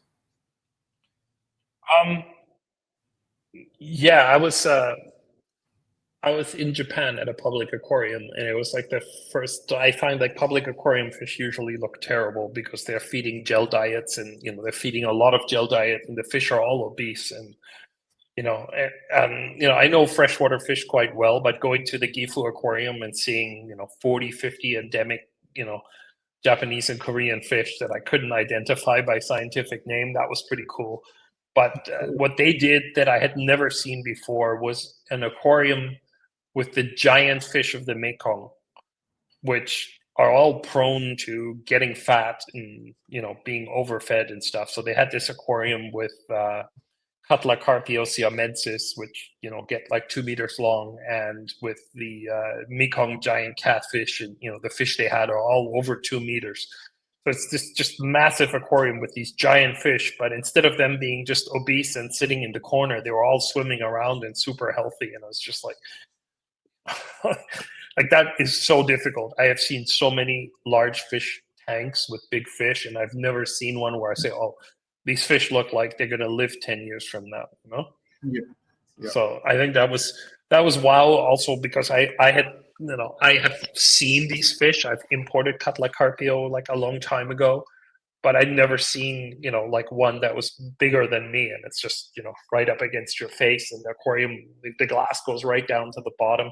There's a YouTube video on my channel that has that aquarium in it. It's just, when you're standing in front of it, it's just shocking. It's just, I'd like, it's so difficult to do that, to keep all these big fish and keep them lean enough and have the water clear and have them all like not with deformed bodies and stuff after a few years. So that was, I think, the most impressive. In one of your videos, you mentioned, I think it might have been Corridorine mate. You're mentioning that you were in the wild recording it, and when they noticed you were there, they'd shoot off and then they'd come back in 12 minutes time. Yeah. Was it like every time they'd disappear for 12 minutes and come back? Or was it in and around that kind of mark? Yeah, it sometimes it takes a long time. It depends on the structure of the habitat. So fish behavior is largely tied to how complex the substrate is, right? The more hiding places and the more structure you have on the bottom, the more likely you are to encounter. Sorry, I have to figure out how to turn this off. 1 second. I can't. That's all right. The more structure you have on the bottom, the more comfortable the fish are going to be. We all know that. The more hiding places you have for your fish, the more plants, the more likely they are to hang out at the front of the glass. So the Corridorus mete habitat, you have the water coming off the last hills of the Andes, right? So it's coming kind of fast-paced, cold water. It's coming down the Andes.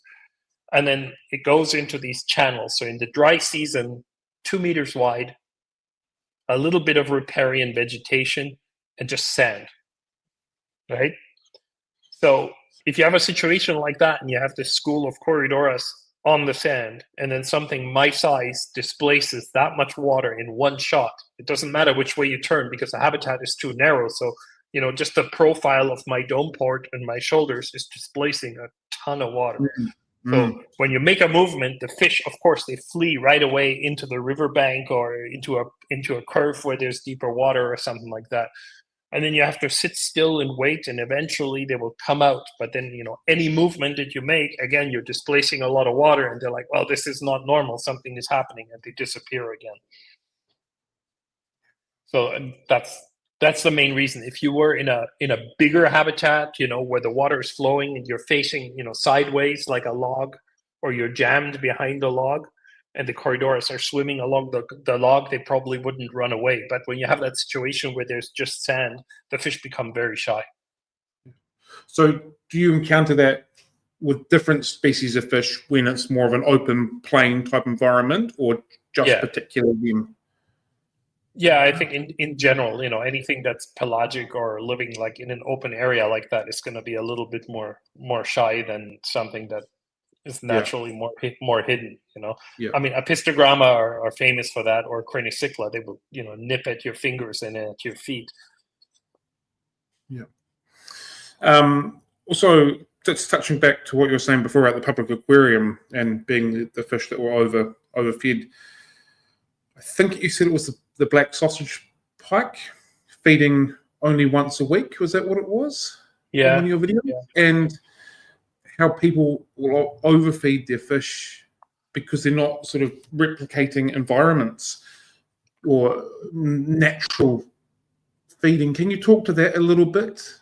Well, I think if you watch any documentary about predators, you'll see that the documentary crew is watching a lion for a week and it makes one kill, right? Yeah. So then you have people that have a predatory fish and they're whacking 6 shrimp in there every day. That's not how that animal is supposed to feed. It's supposed to, gorge, have such a big stomach that it can't swim, sink to the bottom and sit there for 2 days, and then swim normally for 2 days. And then it's looking really, really thin, and it's starting to hunt until it whacks something again. And then, that's the cycle. Feeding it every day, just, if you cut those fish open, probably their livers would be, gigantic and malformed. And in the case of pike cichlids, they notoriously die young when you feed them like that. But people come here and say, "Oh, your fish looks so thin." Yeah. So this is a common thing for all predatorial fish. Then I'm assuming it's just that you've documented a little bit more or spoken more about that particular one, but it'd be a common thing. I mean, everybody knows a reptile keeper. Ask how often they feed their snake, right? Yeah. Once every 2 weeks, once a week, right? They somehow, reptile keepers totally understand this. Tarantula keepers understand this, but fish keepers are like, "Oh, the thing, it can eat, let's feed it," right? So what about in the sense of like micro predators? Because like a lot of smaller dwarf cichlids would be considered micro predators. Does the body size or the general weight of the fish, is that going to make a difference in the feeding? Yeah, I think that the larger the mouth, like the larger the chunks it would eat, the less often you should feed it. So anything that's apistogrammas feed throughout the day. They are eating the equivalent of a cyclops or a daphnia. Those fish can feed all day long. There it's not so much an issue. But I have 1 day a week where no fish gets food here at my place. So. Yeah, that makes a bit of sense as well. Size of the mouth, size of the fish, that goes all kind of works alongside with it. But, I mean, if you look at neon tetras, if you look at neon tetras and the body shape that they have when they are wild caught, and you compare it to the neon tetra body shape in most aquariums, you can see that there's a significant difference there. So. Cool. Can you talk to that a little bit, please? The difference in the shape between the wild caught and the not, because I wasn't aware of that. Yeah, I mean, the wild caught fish are just more slender, more elegant shape, and if you're feeding flakes twice a day to your tetras, they're gonna eventually get fat unless you have a ton of current in there. But people have these kind of stagnant aquariums. They do small water changes on them when they absolutely have to. I would, I like 75% water changes is something I like. Like something dynamic that would happen in nature where, okay, it's dry season, the water is evaporating, and then suddenly it starts to rain, and most of the water gets exchanged in one shot. So I used to do that with I kept Altum angels for years, and they used to get 95% water changes. Just take the water out till they're lying flat on the sand in just a little bit of water, and then top it back up straight from the well. Yeah. Are you not temperature matching on the way through, just in and out? More or less. I think if you're within 5 degrees, you're all right. Cool. Awesome. I don't think if the fish is healthy and there are no parasites in the tank, the fish isn't going to get ick. Yeah. Right? Yeah. How do you prepare yourself for an underwater photography expedition or a trip out into the wild? I have a spreadsheet with every piece of equipment I own, and I print that spreadsheet before the trip. And I use a black marker to cross off everything I'm not going to bring, and then I use an orange marker and find each thing and put it all on the in the spare bedroom, lay it all out, and then see how much of it I can fit into the luggage. Is there, depending on where you're going, like you have to get permission from local authorities or let people know where you're going and why you're going? Is that a thing as well for you? Yeah, I mean, it's gotten a little bit more complicated because of the drones. So, I fly a drone for a research project. So now everywhere we go, you need to have a permit to use the drone. And, if you want to legally fly a drone in most countries, that can get pretty complicated. Mm. So I currently have a Canadian, a European, and a Costa Rican drone license. And, usually most countries that, they will accept one of those. So That's a bonus then. What are some of the biggest challenges you get in trying to capture underwater life? I think the main thing is that we try to travel in the dry season, and it doesn't always work that way. Like this year, we drove all day to go to a place that was absolutely spectacular the last time, hoping that maybe we get some giant otters together with stingrays and stuff. And we got there, and the water was too low because it hadn't rained, and you couldn't see 10 centimeters into it. Uh, you know, 3 years before that, we were there around the same day, and we had maybe 5 meters of visibility. So I think that's the challenge, is that it's quite expensive, and you can't really afford to, spend a lot of time in one place if the conditions aren't right. Yeah. So, I I guess it's think the like old sometimes we probably, when we did the Shingu book, we found there's a river called the Rio von den Steinen. It's in the western slope of the Shingu drainage, and we were going somewhere else, but there was no villages, no place to stay, nothing. There's just a road that goes through the forest, and there's this one log bridge that crosses the Rio von den Steinen, and we didn't have time to get into that river, but it looked absolutely spectacular. I mean, crazy fast flowing with plants and, jungle over the top and everything. And I would have loved to get into that river, but sometimes it's just like, yeah, we don't have time to stop here, and we don't have the right equipment. It was one of those places, like if you get in the water under that bridge, if you don't have a boat, you might be trekking back through the jungle for a day because the water is so fast moving. I've never seen anything like it. It was just, yeah. It looked like a rain gutter running through the forest, but would have loved to have taken photos there underwater. The more people that I speak to on this, the more my mind gets opened. Like, you could be interested in just keeping cories, for example, or plecos, for example, but like you could break that down into rivers or even subsections or tributaries, and you could just specialize on just one section of the earth if that's what you want to only keep in your aquariums. It's just mind-blowing. It's always fascinated me. I mean, there's a guy in Austria that only keeps near extinct live bearers from Mexico, and you're in the fish room, and you're looking at 20-30 species of fish you've never seen before. Some of them are extinct in nature. It's just crazy amount of dedication to keeping all these things going, right? Yeah, it's just the more we learn, the less we know, I guess, as well.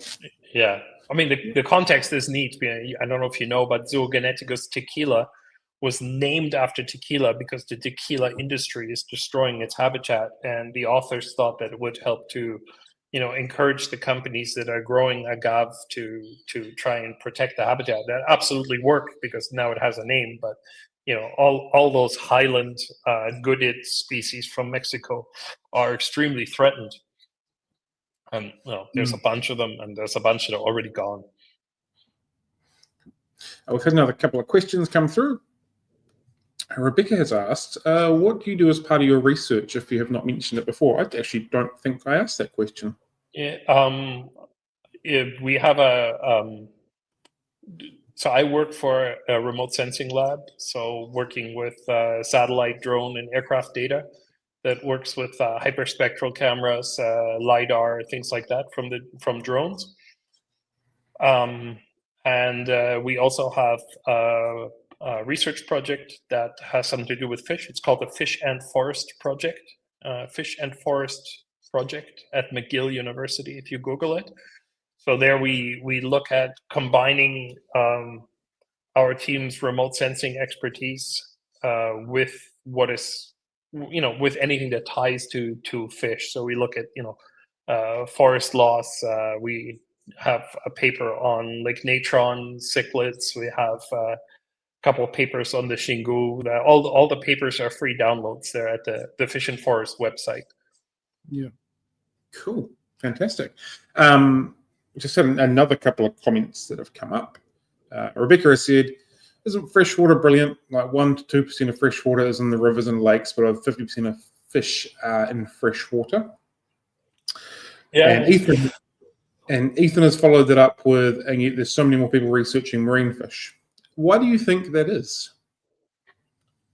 Well, everybody likes marine mammals and panda bears, right? So, I also think that we do reef research also in the Maldives. We've been there for the past 2 years.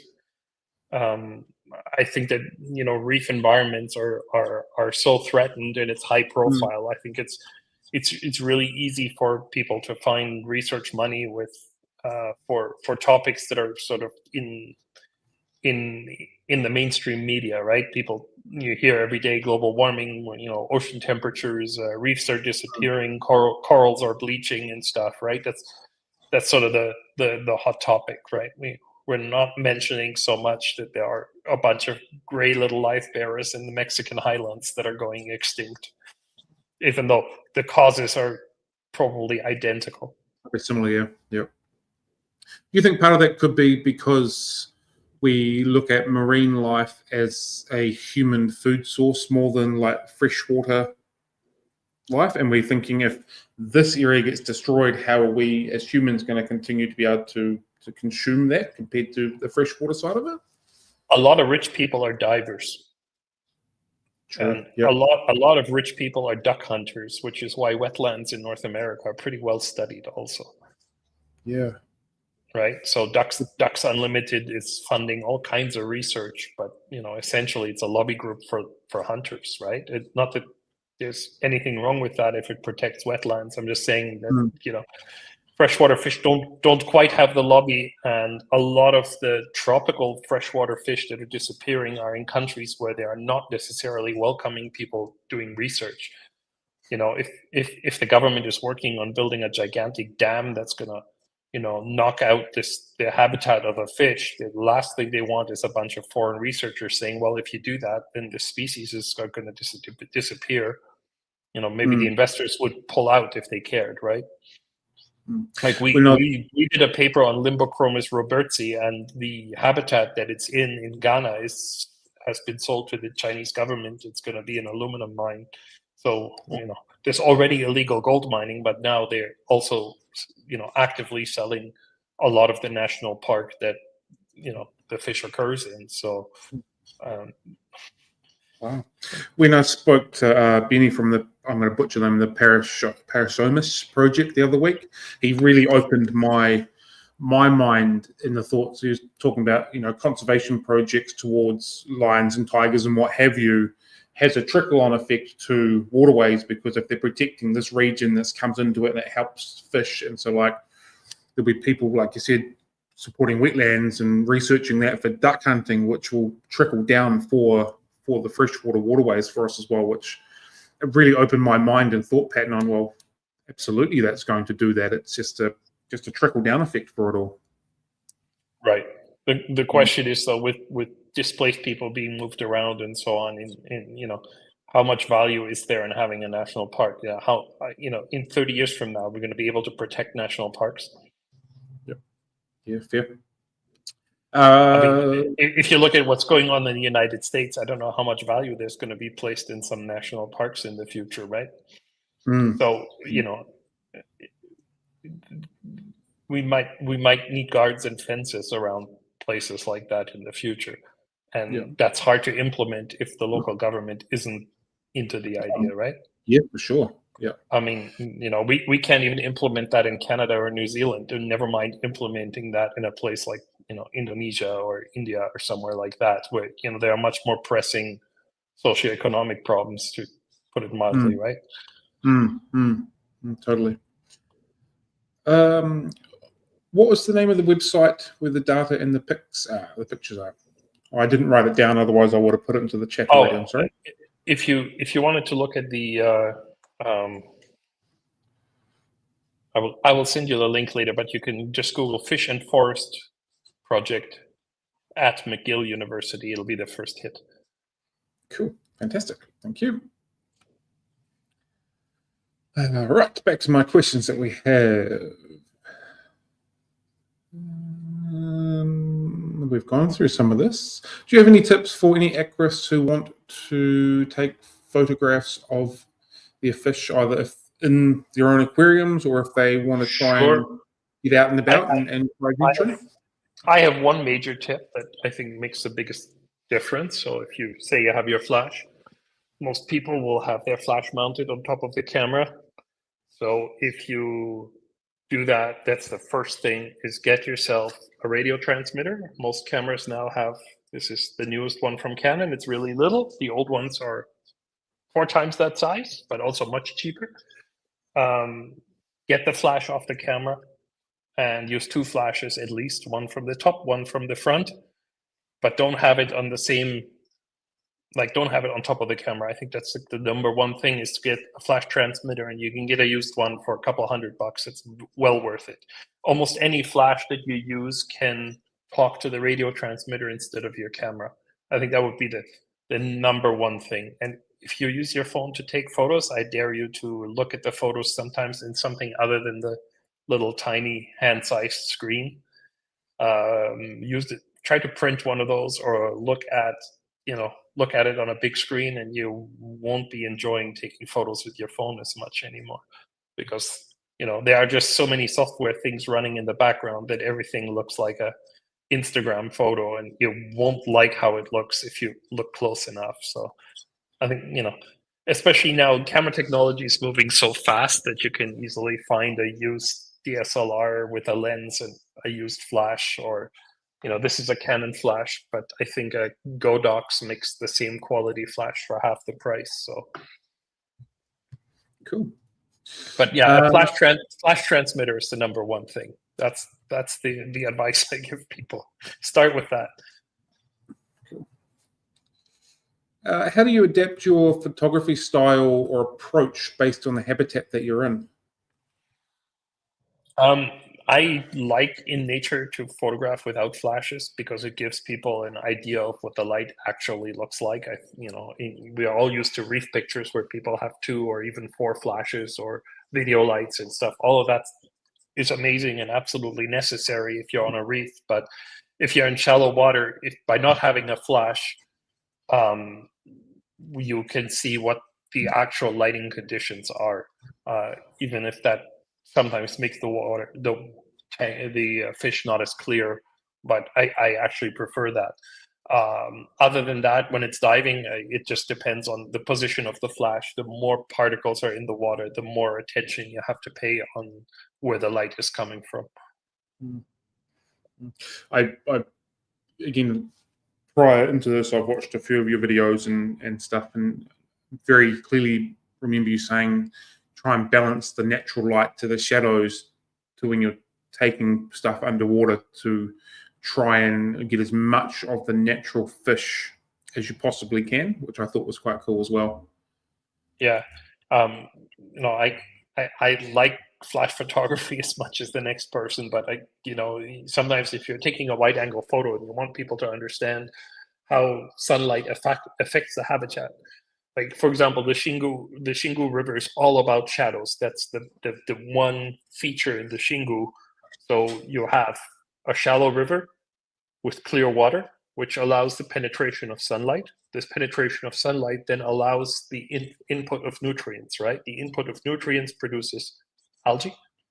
The algae feeds microinvertebrates and insects, which then allows for this huge diversity of fish to occur. The other factor that we are forgetting about this is just how important shadows are in the Xingu. And if you look at the species of fish that you know from the Xingu, you can understand how important shadows are. So what are the shadow fish? Cranicycla dandara is a fish that's completely black, and it just always sits in the shadow of a boulder and jumps out of the shadow and eats plecos. that species has a sister in the tocantins called Creticycla cametana. It's a completely black fish that does the exact same thing. That species has a sister in the Tapajos River, which is an undescribed black Creticycla that lives in the shadows, has a huge mouth and eats plecos.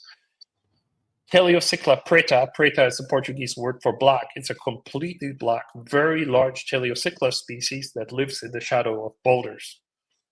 Ancistrus ranunculus, completely black, and so on and so forth. So you have all of these fish that have evolved to live in the shadows and then match the color there by being completely black. So I think that that's something definitely to think about, and you don't really understand. If I take a picture of a Cranicycla dandara sitting under a boulder and I have two really bright 4,000 Kelvin lights on it, you'll never understand what the purpose of that black color is.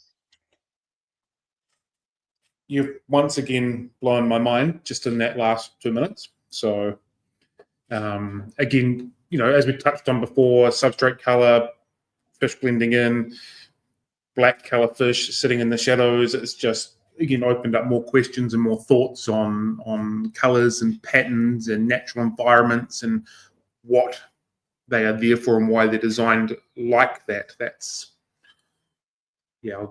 I'll need to take a wee moment later on and sort of rethink through that, I think. Yeah, I mean, we see that on reefs too, right? The fish that are permanently living in the shadows of the reef are usually completely black, especially the predators. Yeah, wow, cool. Are you a biotype aquarium type keeper for your aquariums at home? In the sense that, I try to keep all things that are from the same habitat very much. Yeah, so, and mimicking as much as possible? Yeah, like I wouldn't keep a giant danio as a dither fish with a South American cichlid. That's like sacrilege. But if I have a leperinus in with my geophagus, they have to be from the same river system or ideally occur in the same habitat together. I try to take it to that level.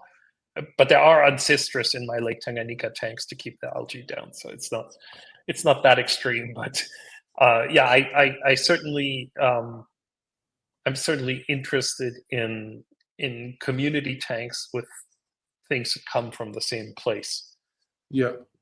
Are you trying to sort of like you've been out here and replicating as much for your own personal enjoyment, or these are absolutely fish that I really need to keep, sort of thing? Yeah, I think that's sort of the ultimate challenge. Like sometimes you take a photo of something in nature and it's like, oh, let's see if I can kind of recreate that same scene, right? You have a big boulder and then there's a bunch of leperinus grazing like on the underside for algae or something like that, I try with like Sartor respectus is like a fish that I spent years, trying to get, and now I have a bunch at home. And in the Shingo, it's one of my favorite fish. It's another shadow fish. It's completely black. The fins are red, but dark red. So it's almost completely black. It's a fish that never leaves the boulder. Like even if you stick your arm under the boulder and try to push them out, they go around your arm and they just, they are free swimming fish, but they're always on the underside of their boulder. And their mouth is shaped, sorry, this is reversed. Their mouth is shaped backwards like this. So if the current is coming from here, their mouth is like this. So if there's an algae here, they can grab this algae because their mouth is facing backwards. But if they want to eat something that's on the ground, they actually have to flip upside down. And it's an absolutely crazy fish. And it's a lot of fun to try and create an environment where they're comfortable, because they never leave that boulder. So when you set them up in an aquarium, you have to have overhangs because otherwise you just never see them. They just, if you have two pieces of slate that are sitting on two rocks, they'll just be underneath the whole time. So I try to create an area where the current is pushing underneath a boulder and you can see from the side, so you can actually see them swimming there. Cool. Ethan would like to know, have you had any success in reproducing any Anstomidas or know anything about their reproduction in nature? I haven't, so I think that's a really, really interesting topic. Let's take the zebra pleco. why do so many people breed the zebra pleco? It's not easier than other plecos. It's just so many people are trying, right? Mm-hmm. So, how many people worldwide are trying to breed anastomids? There's a few people that are breeding the big ones by injecting them with hormones, because they are popular food fish. But a lot of these large leporinas migrate, so they undergo a huge migration where they all together swim up the river and then spawn at the top. And I've had them lay eggs in the tank. I haven't managed to raise anything. But these smaller species, like the genera like Petulanus, Synaptolemus, Sartor, Gnathodolus, Pseudanos, and Anostomus, so all those seven small genera of anastomids, they are localized. Sartor doesn't migrate, just stays under that same rock throughout its whole life cycle. So theoretically, it should be breeding there. I haven't managed yet, but that's certainly something I would like to understand to see if it's possible. Cool, awesome. So that pretty much brings me to the end of my structured questions that I had for you. I do apologize. Most of my questions were based on photography, plecos, and your book, and probably didn't really touch too much on cichlids. I apologize. Not a problem. Is there anything you want to, before I sort of go into the last part of the interview, anything about cichlids that you want to talk about, particular species you're fascinated about, just really need to tell people about? No. Well, yeah, glossamia. Yeah, absolutely. People need to hear about this because it's so messed up. So, marine cardinal fish that we all know from the reef. The Bungay cardinal is, one of the most popular reef fish. Well, marine cardinal fish have some freshwater species in their family called glossamia, the mouth almighty in Australia. And some of them are really, really colorful. And that's my next thing here in the living room, is to try and keep these mouth-brooding freshwater cardinal fish, so that, I want to see what that looks like when it's mouth-brooding, because, the cardinal fish kind of have these masses of eggs that they can't close their mouth that are all clustered together. And I just wonder what that looks like in freshwater. So, are they a similar look, shape, or are they a little bit different? No, they're very similar in look. Very, very similar. I mean, Apogonidae is not related to cichlids, but it looks pretty similar. So, and cool. Yeah, the Bungay cardinal is extreme even by cardinal standards. But if you look at the pajama cardinal, that most common cardinal in the marine hobby, that one looks a lot like the freshwater species. The freshwater species are a little bigger, but other than that, looks very similar. So it'll be interesting. That's the project starting this week. The fish are coming this week. So nice one. Very cool. Okay, so that brings us to the end of our structured stuff. So we like to end all of our streams with what we call this quick school of six. This is 6 short answer questions. They're not meant to sort of put you on alert, but sometimes they do. So my first question for you is, doing a coin toss, do you call heads or tails? Heads. Cool. Are you a tea or a coffee drinker? Both. Fair. Are we alone with tea and with coffee? Okay. Most people go the other way around, but that's all right. Are we alone in the universe? Certainly not. No. Cool. If you could have a meal with someone alive or dead, fictional or real, from any point in time, who would that be? Darwin, because probably one of the more conflicted people. Cool. Paper, scissors, rocks. What's your first call? Rock. Cool. And what is a unicorn fish for you that you've already sort of had a wee conversation? This one that you'd want to take photos of, keep, spawn, just find in a waterway. What's that one fish for you that just keeps eluding you a little bit? Partyglanus. Cool. All right. And my last question for you is, where can people find you or your work? If they want to know more about you or what you've done, where can people find you? YouTube is / Amazon Below Water, or from belowwater.com from my website.